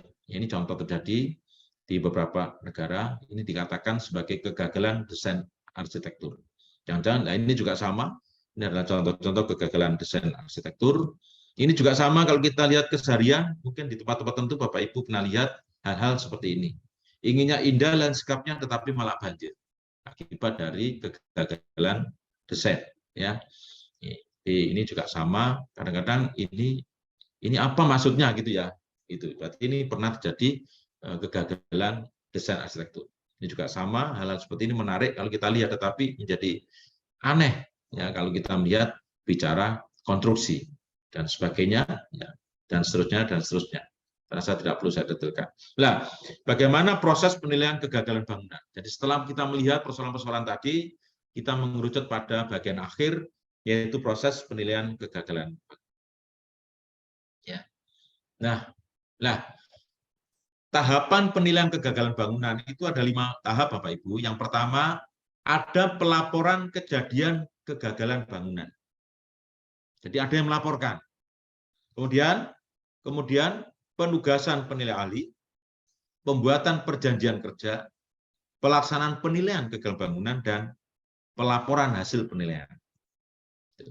Ya. Nah, ini adalah siapa yang boleh melaporkan ke bangunan. Kalau terjadi kegagalan bangunan, siapa yang boleh melaporkan? Pertama, pengguna jasa. Pengguna jasa boleh melaporkan bangunan. Bangunannya sudah dibangun oleh penyedia jasa, setelah serah terimakan, lalu ambruk, lalu runtuh, maka pengguna jasa boleh melaporkan.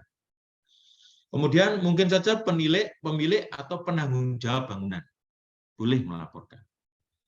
Atau mungkin pengelola bangunan, seperti mal. Mal kan ada pengelolanya, ada pemiliknya. Tapi kalau pengguna jasa, pemilik, penanggung jawab, pengelola bangunan tidak mau melaporkan, ya sudah, pihak-pihak lain yang dirugikan. Siapa pihak lain yang dirugikan? Boleh jadi sekelompok masyarakat melaporkan, ya, boleh jadi pihak yang berwenang yang melaporkan, boleh jadi seorang pemimpin daerah, bupati misalnya, melaporkan. Ya, seperti kasus di Alfamart Banjar itu, Kabupaten Banjar itu yang melaporkan bupati kepada LPJK. Karena pemiliknya nggak mau melaporkan, pengelola bangunan Alfamart nggak mau melaporkan. Itu. Apalagi pemborongnya. Ya, maka masyarakat juga takut melaporkan. Maka bupati atas nama masyarakat melaporkan. Setelah diterima LPJK, LPJK melakukan verifikasi, tidak langsung dikatakan, oh ya oke, saya terima. Enggak. Hari ini kami menerima sekitar 3-4 kegagalan bangunan yang dilaporkan oleh asosiasi, ada, yang dilaporkan oleh sekelompok orang ada, yang dilaporkan oleh pengguna jasa juga ada. Ya, sedang kami verifikasi, ya, kami lapor kepada Pak Menteri, oke, baru kita menugaskan penilai ahli.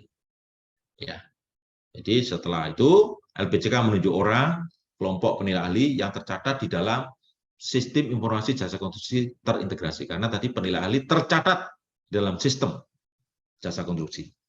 Kemudian penilai ahli menyampaikan surat penerimaan atau menolak. Boleh penilai ahli menolak. Mungkin menolaknya, jangan, itu bangunan di mana pengguna jasanya itu adalah saudara saya tidak enak. Nah, itu boleh menolak. Supaya tidak ada kepentingan tertentu. Ya. Kemudian setelah oke, LPJK akan menetapkan penugasan penilai ahli melalui surat penugasan yang ditembuskan kepada Menteri, ditembuskan kepada pelapor, dan atau pihak-pihak yang terkait. Nah, setelah itu dibuat perjanjian kerja antara pengguna jasa, pemilik penanggung jawab bangunan, dan penilai ahli. Dibuat perjanjian kerja. Supaya apa? Supaya jelas. Gitu. Karena seorang penilai ahli itu juga secara profesional harus diberikan hak-haknya untuk bisa melakukan proses penilaian bangunan. Nah, ini adalah diagram tata cara pelaporan kegagalan bangunan. Ya. Jadi ada pelapor, ada LPJK, ada tim verifikasi dan validasi. Ya, ini bisa kita lakukan. Saya rasa nanti Bapak Ibu bisa melakukan pelapor, ya tentu siapakah yang melaporkan. Saksi mata juga boleh melaporkan. Jadi ini bisa kita lihat, ya siapa saja yang boleh melaporkan. Kemudian pelapor membuat laporan gagal. Jadi pelapor itu membuat laporan pandangan mata tentang kegagalan bangunan. Boleh, nanti akan dilakukan, diterima LPJK, dilakukan verifikasi, karena kami akan membentuk tim verifikasi, kemudian tim validasi, ya tidak semua dikatakan itu kegagalan bangunan. Kemudian laporan verifikasi diterima, dinyatakan selesai, baru LPJK akan menetapkan status kegagalan bangunan. Kemudian ya, nah ini adalah gambaran tentang penugasan penilai ahli. Jadi ditugaskan buat perjanjian kerja. Jadi semua perjanjian kerja itu menyangkut tentang nama, alamat, lingkup penugasan dan sebagainya, hak dan kewajiban. Jadi sebelum penetapan pihak mana yang bertanggung jawab, maka semua biaya penilaian, proses penilaian kegagalan bangunan itu akan ditanggung oleh bisa pengguna, bisa pemilik, penanggung jawab bangunan. Tapi setelah ditetapkan siapa yang bertanggung jawab, maka beban itu diberikan kepada pihak yang bertanggung jawab. Kecuali untuk bangunan perorangan yang luasnya maksimal 300 meter persegi, maka itu menjadi kewajiban pemerintah untuk membiayainya. Ya, itu. Kemudian, nah ini adalah tahap penugasan penilai ahli terkait kegagalan bangunan, prosesnya seperti ini. Kemudian, nah apa saja yang dilakukan di dalam proses penilaian kegagalan bangunan? Itu diatur dalam pasal 32 sampai pasal 37. Yang pertama, seorang penilai ahli itu melakukan pemeriksaan dokumen legalitas dan atau perizinan objek bangunan yang mengalami kegagalan bangunan. Itu diperiksa punya IMB atau tidak, punya sertifikat layak fungsi bangunan atau tidak, dan sebagainya. Ya, bagaimana dokumen-dokumen pelelangannya dulu, bagaimana berita-berita acara waktu pengadaannya, bagaimana pengendalian mutu dan sebagainya. Itu dokumen-dokumen, ya. Kemudian melakukan identifikasi kegagalan bangunan. Melakukan identifikasi apa saja yang diidentifikasi yang terkait. Sehingga memang seorang penilai ahli itu nanti diterjunkan dalam satu tim, itu akan berkomunikasi dengan berbagai pihak di lapangan. Ya. Kemudian melakukan investigasi, ya. Kemudian melakukan analisis penyebabnya kegagalan bangunan, Ya, dari analisis juga bangunan ini akan ketahuan pihak mana yang kira-kira bertanggung jawab. Ya, kemudian melakukan penilaian besaran ganti kerugian, berapa kerugian ini? Karena dalam proses kegagalan bangunan ini, penilai ahli tidak boleh menetapkan seorang atau nama seorang yang bertanggung jawab, tidak boleh.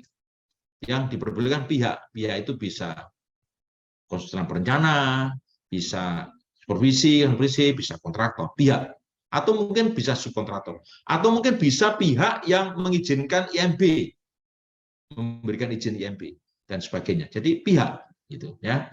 Nah, kemudian penilaian ganti kerugian ini bukan persoalan pidana, ini persoalan perdata. Jadi proses penilaian bangunan itu adalah persoalan perdata. Kalau misalnya terjadi orang meninggal, itu persoalannya ada di ranah pihak berwajib karena itu persoalan yang terkait dengan fatalitas. Ya. Kemudian penetapan penanggung jawab. Nah ini, ya tugas yang paling berat itu sebenarnya di pasal 37 yang paling berat. Ya. Di tengah 10 di sini. Nah, ini adalah proses penilaiannya.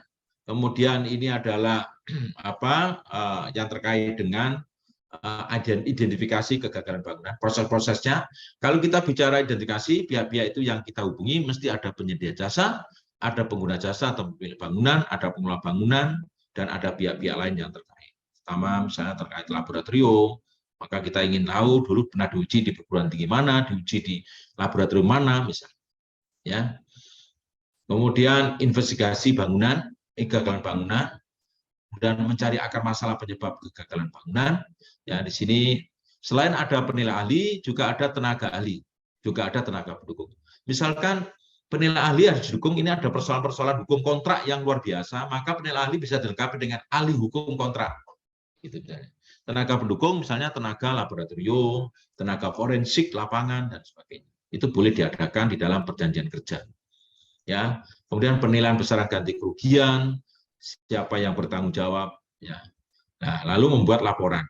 Penyusunan laporan ini tidak boleh keluar. Laporan ini harus diserahkan kepada menteri. Nanti ada kalau polisi, jaksa apapun yang meminta, itu harus meminta kepada menteri, tidak meminta kepada penilai ahli. Jadi penilai ahli bertugas bertanggung jawab kepada LPJK atas nama menteri. Itu ya, jadi supaya kalau jadi gagal bangunan itu tidak begitu mudah ditetapkan siapa yang salah, siapa yang menjadi tersangka, siapa yang menjadi terdakwa. Tidak seperti itu. Mesti ada proses-proses penilaian kegagalan bangunannya.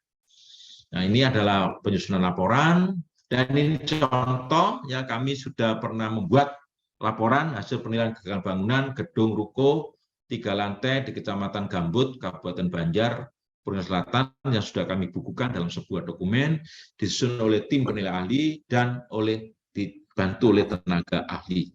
Inilah gambaran yang pernah kami lakukan. Demikian yang bisa saya sampaikan. Salam antisipasi kegagalan bangunan. Saya kembalikan kepada Pak Arief sebagai moderator. Ya, terima kasih Pak Prof. Agus ya atas paparannya yang cukup komprehensif.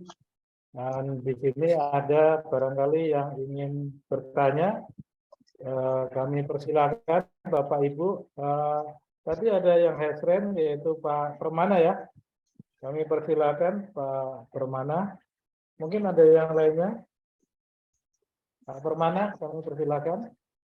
Ya, dulu. Silakan Pak Permana.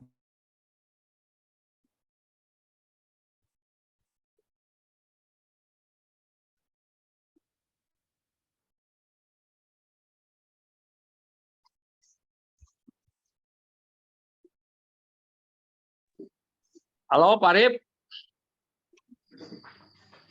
Saya terkendala jaringan, Pak. Halo. Oh, silakan. Maaf, Pak Arif, maaf saya terkendala jaringan, Pak. Yang lain dulu, Pak. Ya, Pak Bu Dewi silakan. Ini ada Bu Dewi, Pak. Silakan Bu Dewi. Terima kasih Pak Arief, terima kasih Prof atas presentasinya. Ada 2 pertanyaan yang ingin saya sampaikan. Pertama terkait dengan kegagalan bangunan.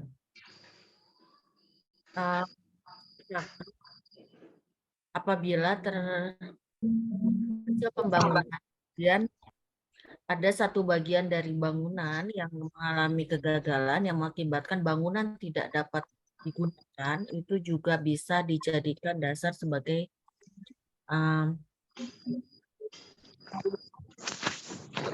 bangunan itu gagal atau tidak.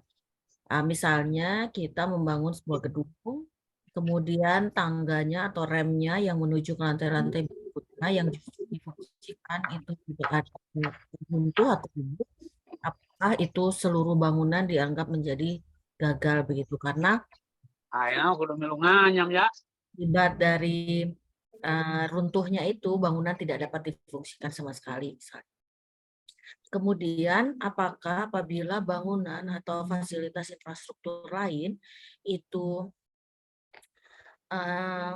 dapat dimanfaatkan, tetapi tidak sesuai dengan umurnya, jadi misalnya direncanakan umurnya 50 tahun atau 15 tahun, tapi pada tahun kedua atau ketiga, misalnya jalan itu sudah tidak dapat digunakan kembali, apakah itu juga bisa dikategorikan kegagalan bangunan? Itu saja barangkali Prof yang ingin saya tanya. Ya Ibu, terima kasih Bu Dewi. Apakah saya boleh menjawab secara langsung Pak Arief? Ya silakan Pak. Jadi ya. Bu Dewi, kalau suatu bangunan memiliki umur rencana tertentu lalu tidak tercapai, apapun alasannya, itu dikategorikan kegagalan bangunan. Terutama bangunan-bangunan yang luas dan panjang seperti jalan. Itu FHO-nya tanggal 31 Januari, tidak lebih dari 2 tahun rusak misalnya. Misalnya begitu. Ya, padahal jalan itu kalau jalan aspal kan 20 tahun. Kalau jalan rigid pavement 40 tahun. Demikian pula pelabuhan, bandar udara, gedung, semua ada aturan umur rencananya.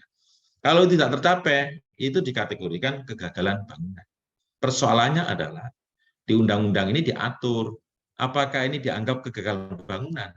Siapa yang menyatakan kegagalan bangunan? Itu penilai ahli. Nah, penilai ahli ini mestinya harus dua tugasnya, proaktif dan reaktif. Ya, kalau reaktif itu kalau dia ditugaskan langsung dia melakukan. Oleh karena itu, saya di dalam perkembangan ke depan, di tanggal 16 Maret ini akan membentuk forum penilai ahli. Sehingga forum ini nanti bisa berkomunikasi dengan pemerintah daerah untuk mengantisipasi jangan bangunan. Jadi, sekarang ini kan masalahnya belum ada pihak yang melaporkan Ibu. Itu.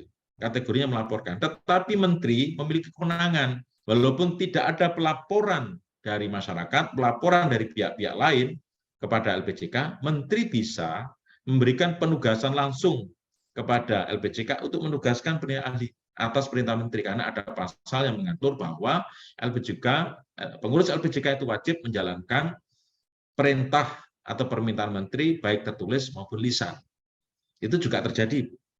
Itu jadi seperti bangunan bendungan mana itu kemarin juga terjadi, itu juga tidak ada yang melaporkan, tapi Pak Menteri mengutus, meminta LPJK untuk menyelesaikan penugasan penilai ahli. Jadi misalkan di umurnya 40 tahun jalan rigid pavement, jalan tol misalnya 40 tahun kan umurnya, umur rencananya, ya kan? Itu ternyata tahun kedua sudah melihat bergelombang. Ya, sehingga kecepatannya harusnya itu minimal 80 km/jam itu aman, tapi 80 km merasa kita tidak nyaman, takut gitu, gelombang seperti naik kuda. Nah, apakah itu kegagalan bangunan? Iya, itu kegagalan bangunan. Cuma masalahnya ada nggak yang melaporkan? Ada nggak penugasan? Itu. Nah, itu yang penting, yang harus kita pahami. Yang kedua adalah kalau gedung sebagian dari bangunan mengalami kegagalan bangunan. Apakah gedung itu dikategorikan gagal semua? Kalau itu menyangkut tidak berfungsinya gedung, ya. Walaupun itu hanya sekedar tangga, tapi akibat tangga itu maka gedung tidak berfungsi. Itu maka dikategorikan sebenarnya mengalami kegagalan bangunan. Itu. Hanya saja memang dilaporkan atau tidak. Itu. Nah, mau membuat persoalan kegagalan bangunan yang modelnya parsial itu akan dilaporkan atau tidak. Nah, parsial yang menyebabkan tidak berfungsinya bangunan dalam memberikan pelayanan yang nyaman, yang selamat, aman, merasa nyaman, merasa aman, merasa selamat, merasa sehat, ya itu dikategorikan kegagalan bangunan. Gitu. Itu definisi yang ada di dalam peraturan perundangannya. Begitu ya Bu Dewi? Pak, sedikit boleh menyambung dengan pertanyaannya Bu Dewi tadi, Pak. Ya, silakan Pak. Nah, jadi kan tadi Bapak menyampaikan umur bangunan katakan 50 tahun misalkan jembatan gitu ya, Pak ya. Dan di dalam cara-cara khusus kontrak itu kan umur bangunan kan dicantumkan ya Pak ya seharusnya. Ya, Nah, ya.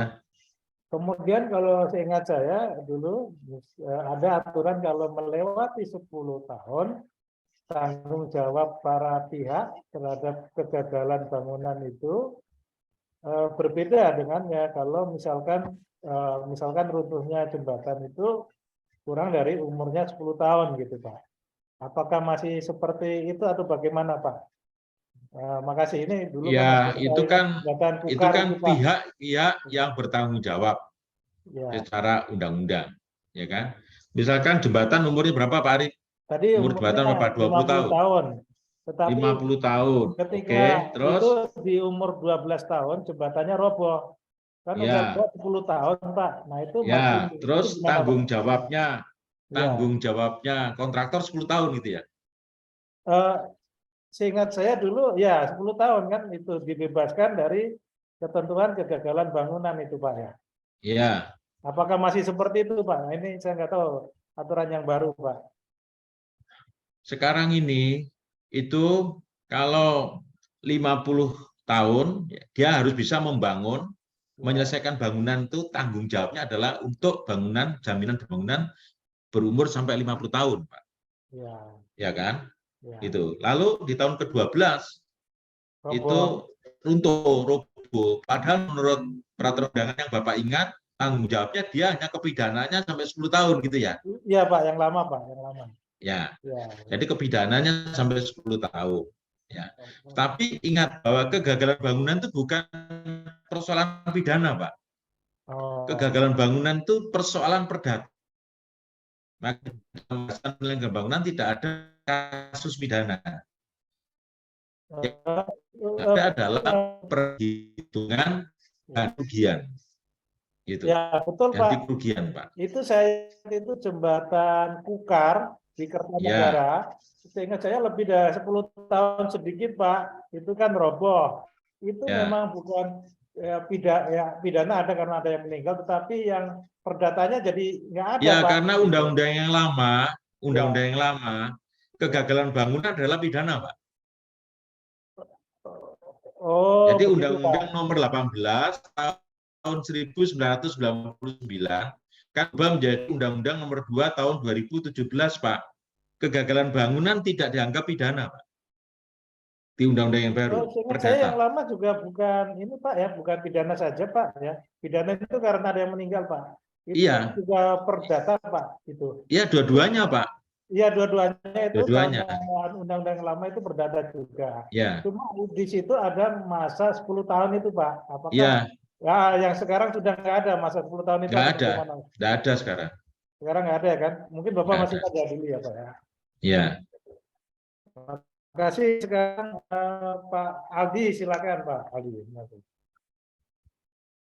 Pak Aldi. Ya, terima kasih Pak Arif. Ya, itu tadi saya mau bertanya sebetulnya yang ditanyakan Pak Arif, mau konfirmasi lagi ya. Berarti Pak Prof.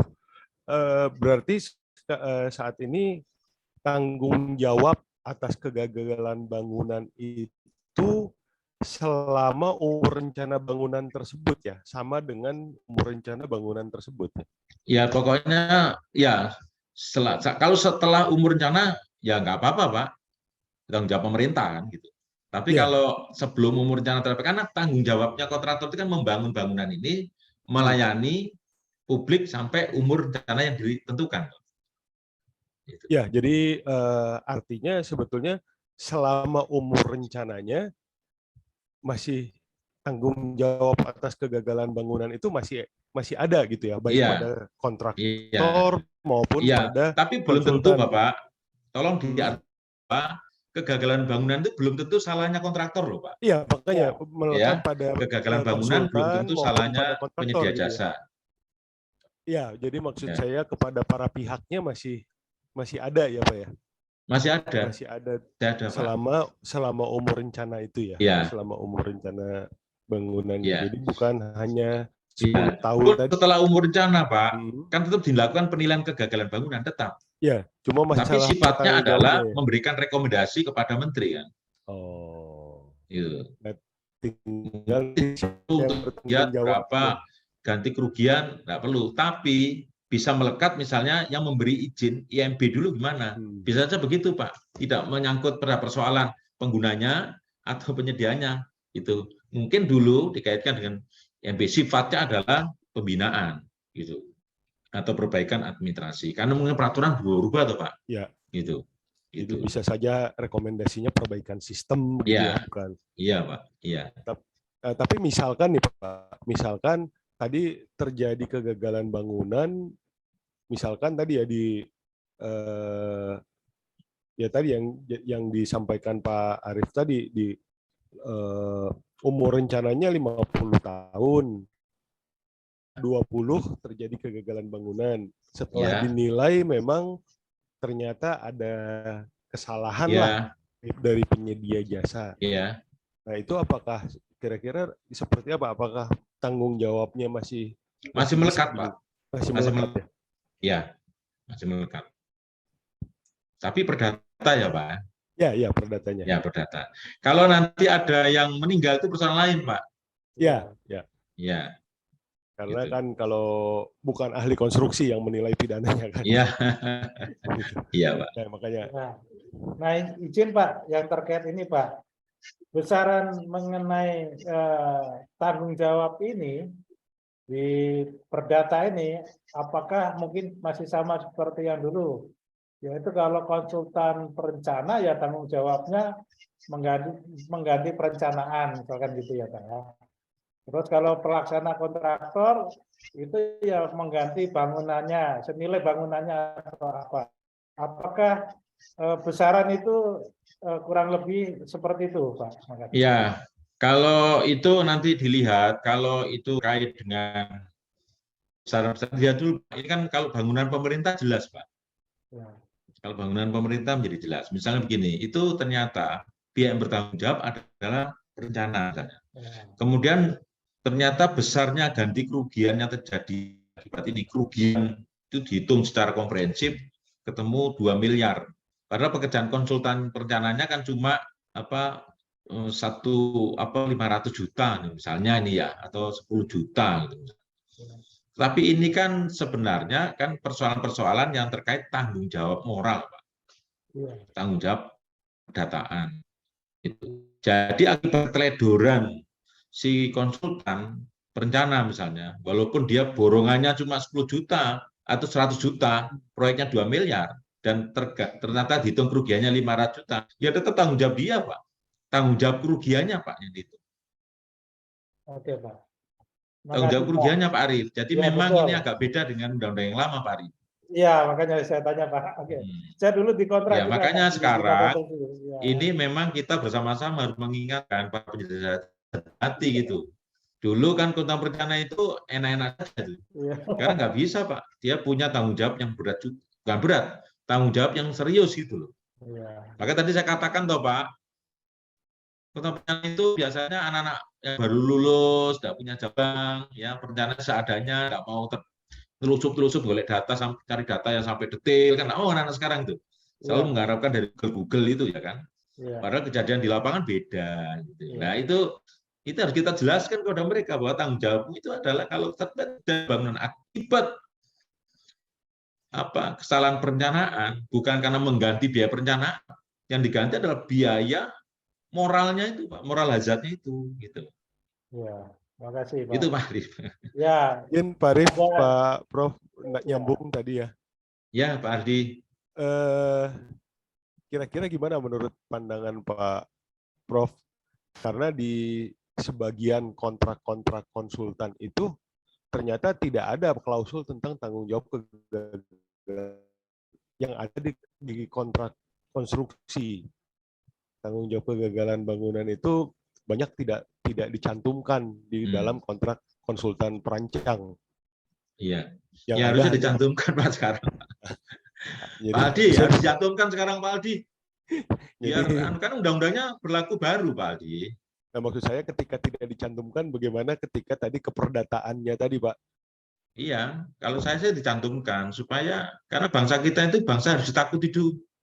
Ya. Ditakuti aja nggak takut, apalagi tidak ditakuti, Pak. Baik, Pak. Terima kasih. Ya, Kalau saya ya, Pak Aldi ya, Ya. kita harusnya early warning kegagalan bangunan itu dimasukkan dalam bahasa kontrak, Pak. Ya. Menurut saya. Betul. Karena kalau enggak, nanti menjadi seperti lempar tanggung jawab, lempar-lemparan. Apalagi bangunan pemerintah, Pak. Kalau kita tahu ya, bangunan pemerintah ini sangat prihatin kita, Pak. Ya, toh? Kalau menurut cerita-ceritanya itu loh, benar apa tidak ya? Katanya kalau kontraknya 100, yang dikerjakan cuma 45% kok, Pak. Iya. Terus akhirnya terjadilah penawaran banting-bantingan. Sekarang bisa menawar di bawah 80 loh sekarang malah. Ya, toh? Saya tanya itu pada salah satu direktur utama BUMN. Itu sih sebutnya namanya. Loh Mas, kalau kamu nawar 80 itu untung. Ya untung, tetap. Loh, kenapa? Untung tetap. Biasanya kami laksanakan cuma sekitar 45 sampai maksimal 60. Loh, masih untung ya? Masih untung. Cuma lebih untung sekarang, lebih senang sekarang nawar rendah saya. Kenapa? Karena saya nggak store lagi pada partai. Saya nggak store lagi pada orang-orang politik gitu. Loh, gitu toh Pak. Gitu. Jadi saya pura-pura bodoh aja kita. Jadi memang ya luar biasa loh Pak kita ini sekarang. Artinya bahwa kalau persoalan gagal bangun lagi, JP barangkali di dalam reformasi perlulah Pak dimasukkan Pak. Jangan kegagalan konstruksi Pak. Kecelakaan konstruksi dan kegagalan bangunan Pak. Dua itu. Iya, Pak. Itu kalau saya sih. Kalau kecelakaan konstruksi oke lah karena itu dalam lingkup belum bisa terimakan. Justru yang perlu diantisipasi ke depan itu adalah ketika bangunan itu sudah beroperasi, Pak. Itu. Alangkah indahnya kalau dimasukkan, Pak, menjadi bahan pertimbangan karena undang-undangnya memang mengatakan begitu sekarang. Kalau yang Gitu, Pak. memang kalau untuk konstruksinya, untuk fisiknya sudah masuk, tapi biasanya yang konsultan, tapi tanggung jawabnya, Pak. Ya, belum masuk Ya, biasanya. nanti kita masuk. Tanggung jawab moralnya itu, Pak. Januar, silakan Pak Januar. Baik, terima kasih Pak Arief. Mohon izin Pak Prof. Iya. Tanya, tadi jelaskan ada beberapa misalnya bangunan, jalan atau jembatan sudah direncanakan umurnya berapa tahun gitu ya. Tapi ternyata sebelum itu terus sudah mengalami kegagalan bangunan. Nanti harus dipertanggungjawabkan baik perdata maupun pidana kalau ada korban. Namun demikian yang saya mau tahu Pak, nanti kan umur yang direncanakan itu kan harusnya ada term and condition nih Pak nih, ada syarat. Misalnya bangunan itu nggak boleh digetok-getok misalnya gitu, atau jalan ini maksimum apa namanya yang boleh melewati berapa ton, ternyata kenyataannya melebihi gitu, atau bangunan itu ada yang merusak-rusak misalnya gitu ya. Odol. Iya betul Pak, kalau di jalan tuh ada odol tuh gitu. Nah ini apakah nanti itu kan ada kemungkinan besar jadi kegagalan bangunan belum sampai waktunya. Nanti apakah nanti perencana, kontraktor atau apanya itu gimana tuh Pak ininya Pak? Ya, tadi saya katakan bahwa penilai ahli itu bisa menetapkan penanggung jawab itu pihak Pak. Pihak itu bisa pihak terkait langsung, pihak tidak langsung. Misalnya begini, kenapa odol nggak bisa selesaikan? Nggak akan bisa selesaikan Pak odol. Saya pernah seminar dengan saya membuat judul paparan 50 tahun odol, ya, mengodol-odol 50 tahun odol tanpa solusi. 50 tahun Pak odol itu umurnya, umur ulang tahunnya itu. Gitu. Zaman Pak Harto sudah ada odol. Ya. Tidak bisa diselesaikan. Nah, sekarang kalau ada pelaporan kegagalan bangunan jalan akibat beban overload, beban odol, bisa nggak? Kalau memang kajian identifikasinya, investigasinya, analisis akar masalah dengan berbagai macam metode, dengan berbagai macam data, pemeriksaan dan sebagainya lengkap, dan diputuskan ternyata penanggung jawabnya adalah operator odol, ya operator odol tanggung jawab Pak, berdasarkan temuan dari penilai ahli. Saya memang ingin menggiring ke sana. Sekarang kita itu sulit sudah. Siapa yang kita salahkan terhadap odol ini? Coba penilai ahli yang tanggung jawab menganalisis itu. Penilai ahli mengatakan bahwa ternyata yang salah itu adalah pengusaha angkutan, misalnya gitu, pengusaha angkutan. Saya bisa mengatakan bukan pengusaha angkutan yang salah. Yang salah itu adalah bagaimana perjanjian antara pengirim barang, yang punya barang, dan yang menerima barang. Perjanjiannya kayak apa? Oh enggak, yang paling penting adalah perjanjian pengangkut barang dengan pengirim barang. Itu nggak pernah tersentuh, Pak. Nggak pernah tersentuh itu. Pemerintah nggak bisa menyentuh ke sana. Jadi kita gembar-gembor aja, odol begini-begini, gembar-gembor Pak. Tapi nggak menyentuh pada persoalan yang sangat esensial. Nah, itu penilai ahli barangkali bisa masuk. Begitu. Ya itu Pak Januar, mengingatkan. Jadi sebenarnya pihak itu tidak harus pengguna dan penyedia, Pak. Mungkin kawan-kawan menjadi rasanya itu gimana gitu ya. Padahal bukan. Sama saja misalnya kalau jembatan misalnya. Ternyata penurunan pondasi apalah gitu. Ternyata persoalannya pada sungainya misalnya. Ternyata sungainya itu nggak pernah dipelihara, lalu ini sebagainya, lalu arusnya menjadi rusak, lalu menerobos pondasinya misalnya begitu. Ya mungkin pihak pengelola sungai menjadi orang yang dianggap teledor itu. Misalnya begitu Pak. Jadi kan lucu ya sekarang kalau ada air sungai meluap lalu menggenangi jalan, jalannya rusak, yang diekspos koran, diekspos oleh wartawan kan jalannya rusak. Bukan air yang meluapnya tadi yang menyebabkan kerusakan, ya kan? Nah, itu hal-hal seperti itulah Pak Januar kira-kira. Ya, betul Prof. Jadi maksud saya kegagalan bangunan itu kan nggak harus selalu nanti PIMPRO-nya atau penyedianya. Enggak. Term and condition-nya yang harus kita cari dulu nih. Syaratnya apa, dia bisa tahan 40 makanya ada tahun. apa Pak? Ya, ada identifikasi, ada investigasi, ada penyebab masalah. Ya, itu dia yang harus pahami. Terima kasih, Prof. Iya, Pak Januar. Ya Pak, izin Pak terkait yang tadi Pak. Mungkin secara garis besarnya Pak Prof. Di dalam metode penilaian ini yang menjadi tanggung jawab para pihak itu metodenya mungkin besar terkait dipilih misalkan yang dominan yang memberikan kontribusi kegagalan ataukah masing-masing yang memberikan kontribusi itu semua yang memberikan kontribusi itu juga terkena sanksi ataukah tadi yang pilihan pertama yang dominan karena kan ternyata misalkan jalan itu kan enggak, penanggung jawab itu kan, termasuk air juga ya gitu. Ya, penanggung jawab itu tidak kelompok tertentu Pak, tidak pihak tertentu, bisa lebih dari 1, 2, 3 pihak gitu. Ya nanti kita melihat persoalannya. Jadi pihaknya itu bisa parsial Pak. Tidak yang diambil dominan itu enggak Pak. Tidak. Ya gitu ya Pak ya. Jadi ketika tim penilai memberikan rekomendasi itu bisa dasarnya adalah boleh jadi begini keadilannya Pak. Juga Pak ya. Boleh jadi begini. Mungkin konsultan perencana ya, jadi misalkan konsultan perencana itu merancangnya agak ada kekeliruan misalnya. Kekeliruan, tapi angkanya masih aman, mepet lah. Gitu. Dengan skala gempanya itu mepet misalnya. Tetapi kebetulan kontraktornya itu bangunnya juga mengurangi tulangannya misalnya. Kan kelihatan. Nah, itu domainnya di mana, Pak? Nah, itu memang kewenangan penilai ahli nanti, Pak. Domainnya di mana? Nah, ternyata ada pihak lain yang mengizinkan beban lalu lintasnya melebihi dari kapasitasnya. Kan ini banyak pihak Pak yang berkontribusi. Gitu. Nah, jadi tidak bisa satu pihak.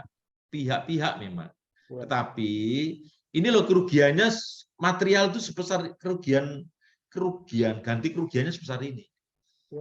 Nah, itu yang ditanggung jawab bersama-sama kan gitu. Ya kan, Pak. Nah, kalau bangunan perorangan itu lebih susah, Pak. Karena bangunan perorangan itu tidak ada siklus manajemen proyeknya. Nah, kalau bangunan pemerintah itu mudah, Pak. Yang Bapak Arif katakan tadi, gampang, Pak, cari kolaborasi kontributor kesalahan itu bisa dicari, Pak. Tapi bangunan perorangan tidak bisa. Yang paling mudah disalahkan bangunan perorangan yang pemborongnya. Hanya saya ketemu pemilik bangunannya. Saya sudah menyediakan anggaran. Berapa kamu bangun gedung 2 lantai, 3 lantai ini? Perlu biaya berapa? Saya nggak nawar kok. Yang penting bangunan saya kuat. Nah, kan itu Pak. Oh kontraknya berapa? 600 juta. Oke. 600 juta. Kita kan punya data. Dengan tanah seperti ini, dengan ini, tahun segitu, oke ini bangunan harus bagus. Ternyata bangunannya tulangnya kecil-kecil, terus campurannya jelek, kan kelihatan Pak. Waktu robo itu kan kelihatan, di forensik kan kelihatan forensik engineering itu. Oh ternyata, lah itu. Jadi seperti itu Pak. Jadi maka pihak bertanggung jawab adalah jelas gitu. Tapi kalau bangunan pemerintah itu rumit Pak, nggak semudah kita bayangkan Pak Arif. Gitu. Tapi kita tidak ingin seperti Pak Januar sampaikan tadi, jangan-jangan langsung Pimpronya terdakwa, tersangka, lah itu kita nggak mau Pak. Kita nggak mau, ya. PPK, Kasatker langsung jadi tersangka itu kita sangat keberatan. Nah ini Pak, terkait dengan kontrak SPO Pak. Kenapa keberatan? Supply gimana by owner, Pak? Tunjuk. Pak. Terkait dengan kontrak SPO Pak, supply by owner. Iya. Itu ada beberapa pasokannya dari owner Pak. Nah, ketika misalkan beton pracetak ya pasokannya dari owner untuk trotoar gitu ya Pak, misalkan gitu ya. Pasokan dari owner ini sudah diterima oleh kontraktor. Ya. Artinya kontraktor juga sudah meneliti mutunya dan sebagainya. Gitu ya Pak ya. Kemudian dipasang, diawasi oleh konsultan pengawas. Apakah ada tanggung jawab terhadap dari owner ini kalau betonnya sudah memenuhi syarat Pak gitu? Tidak. Tidak ya Pak ya. Tidak. Yang jadi persoalan kalau jadi bangunan mungkin salah memasangnya. Ya, gitu. Itu Salah metodenya. gitu ya, Pak. Owner enggak Pak. Enggak. Owner kan cuma ini loh, barangnya wis diakui, ada persoalan, sudah diuji, ini pasangan kan gitu. Iya. Nah itu. Artinya kalaupun misalkan ada barangnya cacat, tentunya ditolak oleh konsultan pengawas dan kontraktor ya Pak ya. Ya, kalau tidak ditolak, berarti yang salah kan yang menerima Pak. Iya. Itu. Tapi ada nggak kesengajaan dari owner memberikan Iya. barang yang salah ini? Nah itu persoalan lain. Itu yang ada di dalam investigasi Pak. Iya betul Pak. Iya. Karena ini Pak yang menjadi tantangan kami itu pada ketakutan menerapkan SPO, dikira owner nanti ya, ikut-ikutan terseret, padahal tentunya ada ranah yang di mana ini owner memang bagiannya ada juga yang tidak gitu. Oh iya. Jangan takut Pak. Sebenarnya juga bagus. Iya, oke, makasih. Ya. Satu hal lagi Pak, ini dulu saya mau bikin itu Pak di waktu di bidang konstruksi audit pedoman pedoman untuk asuransi kegagalan bangunan ya. Ya.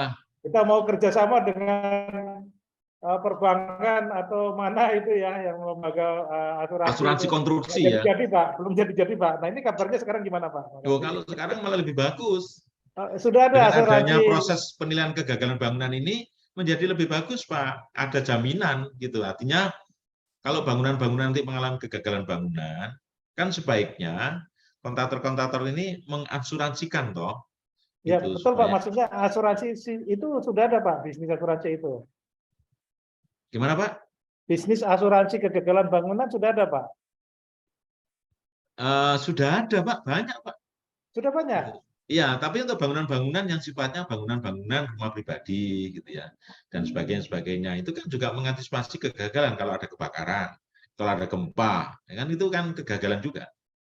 Iya. Sudah ada Pak. Sudah ada Pak ya itu. Sudah ada, hanya bangunan pemerintah yang belum ini, menurut saya. Bangunan pemerintah yang belum Pak ya. Iya. Bangunan pemerintah ini kalau kita mau jujur, kalau kita mau retrofit ya, bangunan-bangunan di Jakarta ini di retrofit. Ini luar biasa lah. Ini contohnya di bangunan LPJK ini Pak, kalau Bapak berkunjung ke kantor saya, itu di retrofit Pak, diberi kekuatan konstruksi yang baru karena skala gempanya sudah berbeda, kan skala gempanya tambah. Sehingga di retrofit gitu. Sehingga bentuknya kayak gudang ruang saya ini Pak. Tapi sebenarnya retrofit gitu. Nah, ini penting. Jangan-jangan bangunan di Jakarta ini kalau nggak di retrofit bahaya loh Pak. Iya, betul Pak. Nah ini, kalau Bapak lihat ini bangunan di atas saya ini loh Pak. Iya, betul ya. Ini kan kayak loh Pak. Iya. Itu retrofit Pak. Jadi bentuknya memang jelek jadinya dalamnya. Tapi apa ya, ada jaminan kekuatan gitu, enggak sampai roboh kira-kira gitulah. Iya ya. Ya. Ya, mestinya begitu Pak ya, karena peta gempanya udah berubah ya Pak ya. Iya, betul. Nah itu saya kemarin mau mengadakan seminar itu, tapi ditolak oleh banyak pihak seminar itu saya. Termasuk bangunan pemerintah loh, Pak. Iya. Ya. Oke. Jangan-jangan Ya, bangunan mungkin pemerintah silakan. dulu Ya. dipasang direncanakan dengan skala Richter misalnya 6. Sekarang ternyata masuk kategori intensitas gempanya 7. 7 apa kita nggak ketar-ketir, Pak. Gitu. Iya. Ya, kira Yang itu. lain silakan Bapak Ibu. Nah, kami ini tertarik Pak dengan informasi mengenai sertifikasi Pak. Apakah yang seperti kami di sini dibolehkan ikut pelatihan itu Pak? Pelatihan untuk Ya, tim penilai. Kalau misal boleh, Pak. Pak. Boleh Ya. sekali, Pak. Ini sedang Boleh, kami buka, Pak. Sekarang yang daftar itu ada 279. Iya. Tapi yang memenuhi, bukan memenuhi, yang memberikan hasil apa? Administrasi itu baru 70 orang yang mengisi. Yang Tapi daftar sudah 209. Kalau misalkan Pak Arief dan kawan-kawan di LKPP mendaftar, kami sangat welcome banget. ya. Kami bantu akunnya. Kalau administrasinya banyak, tapi kalau diisi semua kan tidak mungkin, Pak. Dalam waktu yang singkat, sambil jalan gitu. Kan ada pelatihan, ada pengujian, kan kira-kira butuh waktu. Dan semua kan pelatihannya online, Pak. Oh ya. Ujiannya juga Ya. online. Ini Pak, tadi kan ada syaratnya keahliannya minimal madya Pak ya. Kalau Itu sambil Pak, sambil jalan. Oh, sambil jalan ya. Iya. Ya, Dan ya. penting Ya. sekarang itu kan punya KTP, punya NPWP, punya apa ya, ijazah ya kan, punya itu dipenuhi dulu. Lalu punya bagaimana bisa membuat karya tulis atau apa, karya tulis apalah yang terkait. Saya rasa di pengadaan di LKPP kan banyak yang bisa ditulis. Gitu. Iya, Pak. Ya. Ya, kalau misalkan kawan-kawan di LKPP itu juga sudah menjadi penilai ahli, lalu kami juga jadi penilai ahli juga, kan lebih enak, Pak. Lebih apa? Lebih komplit lah. Iya, iya. Terima Iya, kasih, jadi, Pak. ya, kalau kita mau menyuruh orang bangunan bermutu loh, kan kita juga penilai ahli. Iya. Silakan. Welcome Pak Arif, monggo kalau mau daftar monggo. Nanti kami kirimkan apa formulir-formulir pendaftarannya. Ya Pak, kami akan terima Pak. Ya, saya kirim. Nah, ya. Nanti biar saya tawarkan ke teman-teman ada juga. Iya Pak. Nah, silakan Bapak Ibu yang lain. Jadi kami tadi tertarik Pak dengan istilahnya peta akar masalah yang Bapak sampaikan. Ya, terkait juga masalah di kontrak itu Pak. Iya. Ternyata yang dominan itu keuangan dan SDM ya Pak ya. Iya. Nah keuangan itu ya tentunya nanti menjadi apa treatment juga ya bagi kami Pak. Bagaimana tracing itu di finansialnya bisa ada gitu ya, kontrol terhadap pembayaran. Bagaimana supaya tepat alokasi. Memang ini persoalan klasik Pak. Kalau udah kontrak ini kayak suami dan istri Pak. Kalau istilahnya semakin dekat, nakalnya susah dicegah ini Pak. Nah, kalau kami berusul ya, siapa sih sebenarnya yang mengontrol belanja kontraktor? Iya Pak. Kalau termin turun tuh dibelanjakan gitu, ternyata dipakai untuk proyek lain satu. Iya, alat Pak. beratnya dipakai untuk alat lain, di sini nggak ada alat beratnya. Waktunya mepet, waktunya barengan, waktunya sama kan? Iya, Pak. Bau kan sama. Lah ini kejadian keterlambatan. Nah, keterlambatan inilah yang menjadi situasional, orang jadi moral hazard. Betul, Pak. Jadi itu yang Pak.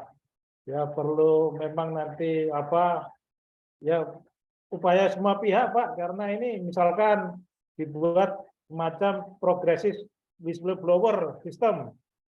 Itu bisa membantu misalkan open contracting di website dibuka semua, masyarakat publik tahu bahwa apa yang dikerjakan para pihak. Jadi intinya kalau semakin transparan akan kontrol terhadap kontrak ini bisa lebih baik. Betul, Pak. Mungkin itu Pak. Betul. Ya, nah itu terus kemudian harus terukur Pak SOP-nya, checklist-checklistnya itu semuanya harus ada detail-detailnya, jangan ya standar dari pembinaan konstruksinya, Pak.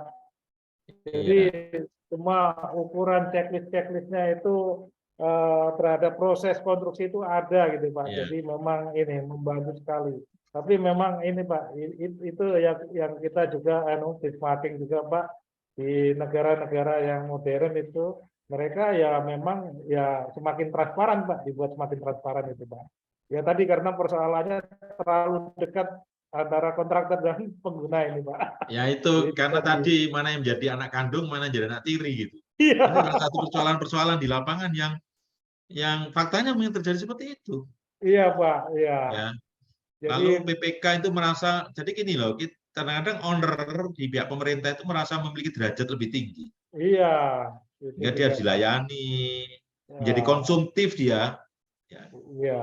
itulah. Betul, Ini betul, juga Pak. menjadi salah satu akar masalah. Banyak akar masalahnya yang memicu kegagalan bangunan. Karena itu endingnya adalah mengurangi mutu, mengurangi volume. Iya, Pak. Kalau mengurangi Betul. volume nggak berani. Sekarang Iya, hasil Pak. survei mengatakan kontraktor Iya. sudah takut mengurangi volume, tapi mengurangi mutu. Mutu tidak harus Masih, mutu Pak. material loh ya. Iya. Mutu pelaksanaan, metode kerja Iya. itu kan mutu, Pak. Ya, yang istilahnya bagi pemeriksa itu sulit untuk memeriksa. Tapi Iya, mereka masih bermain di sana, Pak. Iya. betul. Gitu. Baik, Bapak Ibu, yang lain silakan, Bapak Ibu. Jadi kita sudah menangkap ya dengan jelas ya mengenai SBO ini, tidak perlu khawatir. Tidak perlu khawatir. Ya, ternyata di sini tim penilai itu ya objektif lah kalau nanti bekerja gitu ya. Ya Ya. tidak ada ibaratnya istilahnya kalau yang tidak bersalah kemudian disalahkan begitu kan? Ya. Atau Penilai ahli itu bukan penyidik. iya, bukan Ya, penyidik. penilai ahli bukan penyidik. Iya, Justru jadi penilai ahli itu menyelamatkan posisi para pengambil keputusan di pihak pemerintah. pihak pemerintah. Jadi Menyelamatkan, artinya ya, oleh karena tidak- itu saya sangat tidak berharap terjadinya kegagalan bangunan. ya, Saya sebagai pengurus JK itu sangat tidak berharap memberikan penugasan penilai ahli. Kalau penilai ahli berarti ada kegagalan bangunan, toh. ya, Nah, oleh karena itu nanti penilai ahli ini bisa Bapak Ibu manfaatkan untuk memberikan semacam bagaimana sih upaya-upaya mengantisipasi kegagalan bangunan. iya, Pak. Itu yang lebih penting malah. Gitu. Betul, Pak. Jadi bahwa kontrak dengan SBO itu punya keunggulan, Pak, kalau sesuai dengan kriterianya, Pak. Misalkan Iya. ada gap material tertentu, wajar kalau owner itu melakukan konsolidasi, kemudian diberikan kepada kontraktor. Atau untuk meningkatkan efisiensi bisa, ya. Tapi tentunya tidak semua material, ya. Mungkin tertentu, misalkan begitu, ya, untuk menjawab progres dan sebagainya. Jadi ini menjadi satu pengembangan, Pak, di kami di pemilihan barang jasa, model kontrak itu kita perluas, Pak, supaya para pelaku pengadaan di pemerintah ini bisa memanfaatkan seoptimal mungkin sesuai dengan pilihan-pilihan yang ada yang lebih banyak. Itu, Pak. Jadi kita mau mengembangkan ini supaya kinerja pengadaan pemerintah bisa lebih baik. Jadi terima kasih Pak Prof ATM ya. Mohon maaf namanya Pak. Saya sebut Pak Prof ATM karena teman-teman saya bilang Pak ATM gitu kan, saya jadi bingung. Iya. Ya, biasa Pak ya, Pak Prof ATM, atas waktu yang Bapak berikan kepada kami. Jika nanti ada teman-teman bertanya, silakan ke PIC-nya Pak Aji gitu ya, atau WAK di SPO gitu ya, nanti kita bisa teruskan ke Pak Prof ATM. Dan pada tim penulis pembahas ya, kita artikulasikan dari pertemuan ini, mudah-mudahan menjadi referensi ketika nanti membuat tulisan di materi pelatihan. Jadi Pak, kadang-kala Pak kita melakukan pelatihan itu ada istilahnya narasumber tamu Pak. Ya. Jadi kalau misalkan ada hal seperti itu, mudah-mudahan berkenan Pak ya. Oh pasti berkenan. Tim staging semacam itu Pak istilahnya kalau di pelatihan Pak. Iya. Jadi, sebenarnya saya sampaikan bahwa tidak hanya di LPJK, Di Direktorat Jenderal Bina Konstruksi itu juga ada beberapa pakar yang cukup bagus di dalam memberikan masukan di dalam model-model pelatihan. Mungkin Bapak kenal Dr. Putut Mahayudi, itu sangat bagus ya cara berpikirnya. Kemudian ada juga Direktur Keberlanjutan Konstruksi, karena keberlanjutan konstruksi itu yang terkait dengan persoalan-persoalan tadi, Komisi Keamanan Konstruksi, Komite Keselamatan Konstruksi, dan terkait dengan persoalan-persoalan kegagalan. Hanya khusus proses penilaian penugasan penyelenggaraan bangunan itu memang tugas khusus LPJK. Sehingga kalau kami diundang oleh kawan-kawan LKPP di dalam memberikan masukan, modul sebagainya, kami bersedia. Ya, bersedia. Hanya saja kemarin saya telat membaca WA-nya Bapak aja. Hanya saya kalau sejak awal mesti bersedia. Nggak mungkin tidak. Karena ini kan kita share ya tentang bagaimana kita untuk memahami secara bersama tentang penilaian kegagalan bangunan. Yang dulu memang tidak pernah kita dengarkan dalam Undang-Undang Jasa Konstruksi yang lama, Undang-Undang Konstruksi baru menjadi penting. Artinya bahwa SBO itu tidak perlu takut. Sejauh itu kita sudah matok mutu material sudah oke kok. Kalau dari kegagalan berarti ada di pelaksanaan, kan gitu saja. Iya Pak. Oke. Terima kasih Pak atas masukan dan sarannya. Dan memang kita mungkin perlu perdalam tadi Pak mengenai tadi Bapak menyampaikan adanya kalau bangunan roboh itu sudah jelas kegagalan ya, tapi ada yang tidak berfungsi. Tadi Bapak menyampaikan juga bisa berfungsi, tidak berfungsi sebagian dan sebagainya. Ini menarik bagi kita. Nanti kita akan telaah. Kalau mungkin ada informasi jenis-jenis konstruksi yang terkait dengan ketidakberfungsian ini, Pak. Ada Pak, di modul-modul kami ada semua. Pak ya, di mana? Di modul-modul kami ada semua. Nanti kami kirim semua ya Pak ya. Ada. Ya namanya modul itu modul bahan tayang. Ya. Oh iya Pak. Yang penting ada barangnya dulu Pak. Karena mengumpulkan 76 profesor, 80 doktor itu kan tidak gampang. Iya Pak. Ini contoh ya, ketika kita bicara kegagalan bangunan dari analisis gempa. Iya. Itu Profesor ITB dengan Profesor UGM cara pandangnya beda. Iya Pak, makasih. Ya. Persoalan metalurgi baja. Iya. Ya, itu Profesor UGM dengan Profesor UPH beda. Persoalan pondasi, turunan pondasi geoteknik. Itu Profesor UI dan UGM ITB beda. Saking bingungnya beda, tak suruh ya kami mohon bikin modul sendiri-sendiri ya. Ya mungkin itu ya Pak jumlahnya banyak. Ya, mungkin boleh. Kita konsumsi, kita batasi sesuai dengan kebutuhan kita yang utama. Jadi gini Pak, belanja pemerintah itu Pak, kalau yang untuk tender itu hampir 60% itu dari dinas PU Pak, kalau di daerah. Iya. 60%, 50% dari dinas PU Pak, 50%-nya dari 50% tadi itu untuk jalan Pak. Iya. Itu yang. Jadi kalau kita bicara jalan, tadi saya sampaikan filosofinya, jalan itu bangunan yang luas dan panjang. Iya, betul panjang Pak. itu menggambarkan terjadinya perbedaan karakter yang sangat bervariasi.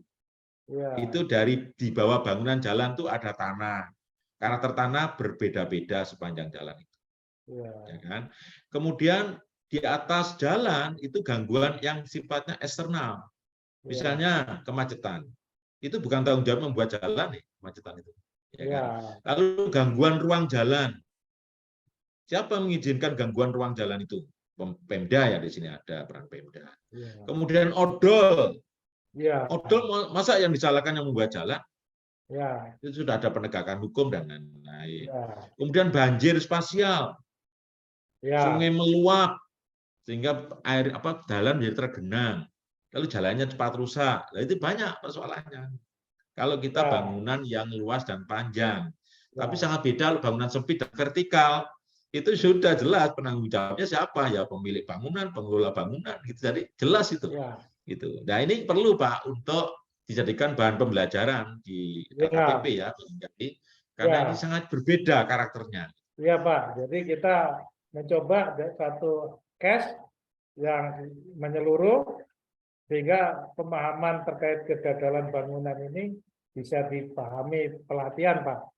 Kalau kita beberkan semuanya kan mungkin itu pusing nanti Pak, itu biar belajar sendiri.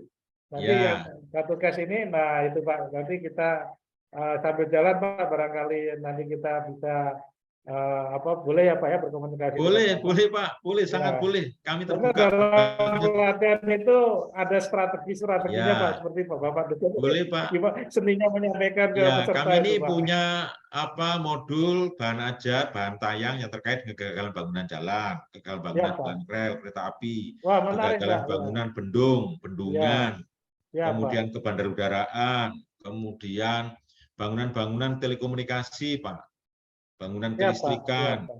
bangunan tambang. Banyak, Ya. Pak, ada 21 modul. Dan itu menarik Ya. memang, menarik sekali ketika pelatihan itu diberikan. Ya, mungkin kalau tempat Bapak mungkin modul ya, atau bahan ajar. Ya, Kalau tempat Pak, kami ya. cukup bahan tayang dulu deh. Ya, Gitu. nggak Karena apa-apa, apa? Pak. Karena Ya, pesertanya kan udah orang-orang pinter. Sudah orang-orang Ya, yang punya Pak. SKK, SKA, sudah punya keahlian Ya. gitu. Untuk Betul, apa Pak. kita minta untuk mereka duduk seperti murid gitu kan enggak mungkin. Ya, Ya kan? peningkatan kapasitas Pak ya. Iya, gitu. Jadi diskusinya yang ditumbuhkan diskusinya gitu. Ya. Terima kasih Pak Prof. ATM Ya, atas waktu sama-sama. yang diberikan. Mohon maaf ya kalau dalam kesempatan ini ada kekurangannya Pak. Iya. Kami akhiri. Terima kasih Bapak Ibu pejabat struktural dan fungsional di LKPP serta tim penulis dan tim pembahas semuanya. Ya, wassalamualaikum warahmatullahi wabarakatuh. Waalaikumsalam warahmatullahi wabarakatuh. Ya. Mohon maaf ya, mungkin Ya. penyajian saya terburu-buru karena banyak slide-nya. Tapi Ya, nggak tujuannya apa-apa, adalah Pak. supaya Tapi bekalnya bagus, banyak Pak. gitu. Ya, siap, Pak. Bagus, Pak. Masih, Belajarannya, Pak. Ya, Siap, nanti Pak. kita lanjutkan di dalam pertemuan berikutnya. Siap, Ya, siap. nanti apa itu pendaftaran penilai ahli itu sudah ada ya di chat itu, sudah dikirim ya Pak Hendrik ya. Oh ya, siap, Pak. Ya, barangkali langsung daftar aja Pak. Nanti bisa menghubungi nama yang ada di situ. Nanti biar dibantu untuk prosesnya gitu supaya cepat. Iya, Pak. Siap. Silakan Bapak Ibu untuk daftar ya. Iya, Pak. Siap. Ya, terima kasih, Terima Pak kasih, Tunun. Pak. Wassalamualaikum warahmatullahi wabarakatuh. Waalaikumsalam warahmatullahi wabarakatuh, Pak. Ya, saya izin live. Ya, izin Kasih. Pak Radinari, ya, Yo. izin Pak Direktur, Pak Prof, ya, semuanya, Pak Pramana, Bu Dewi, dan teman-teman semuanya, ya, izin pamit ya. Terima kasih.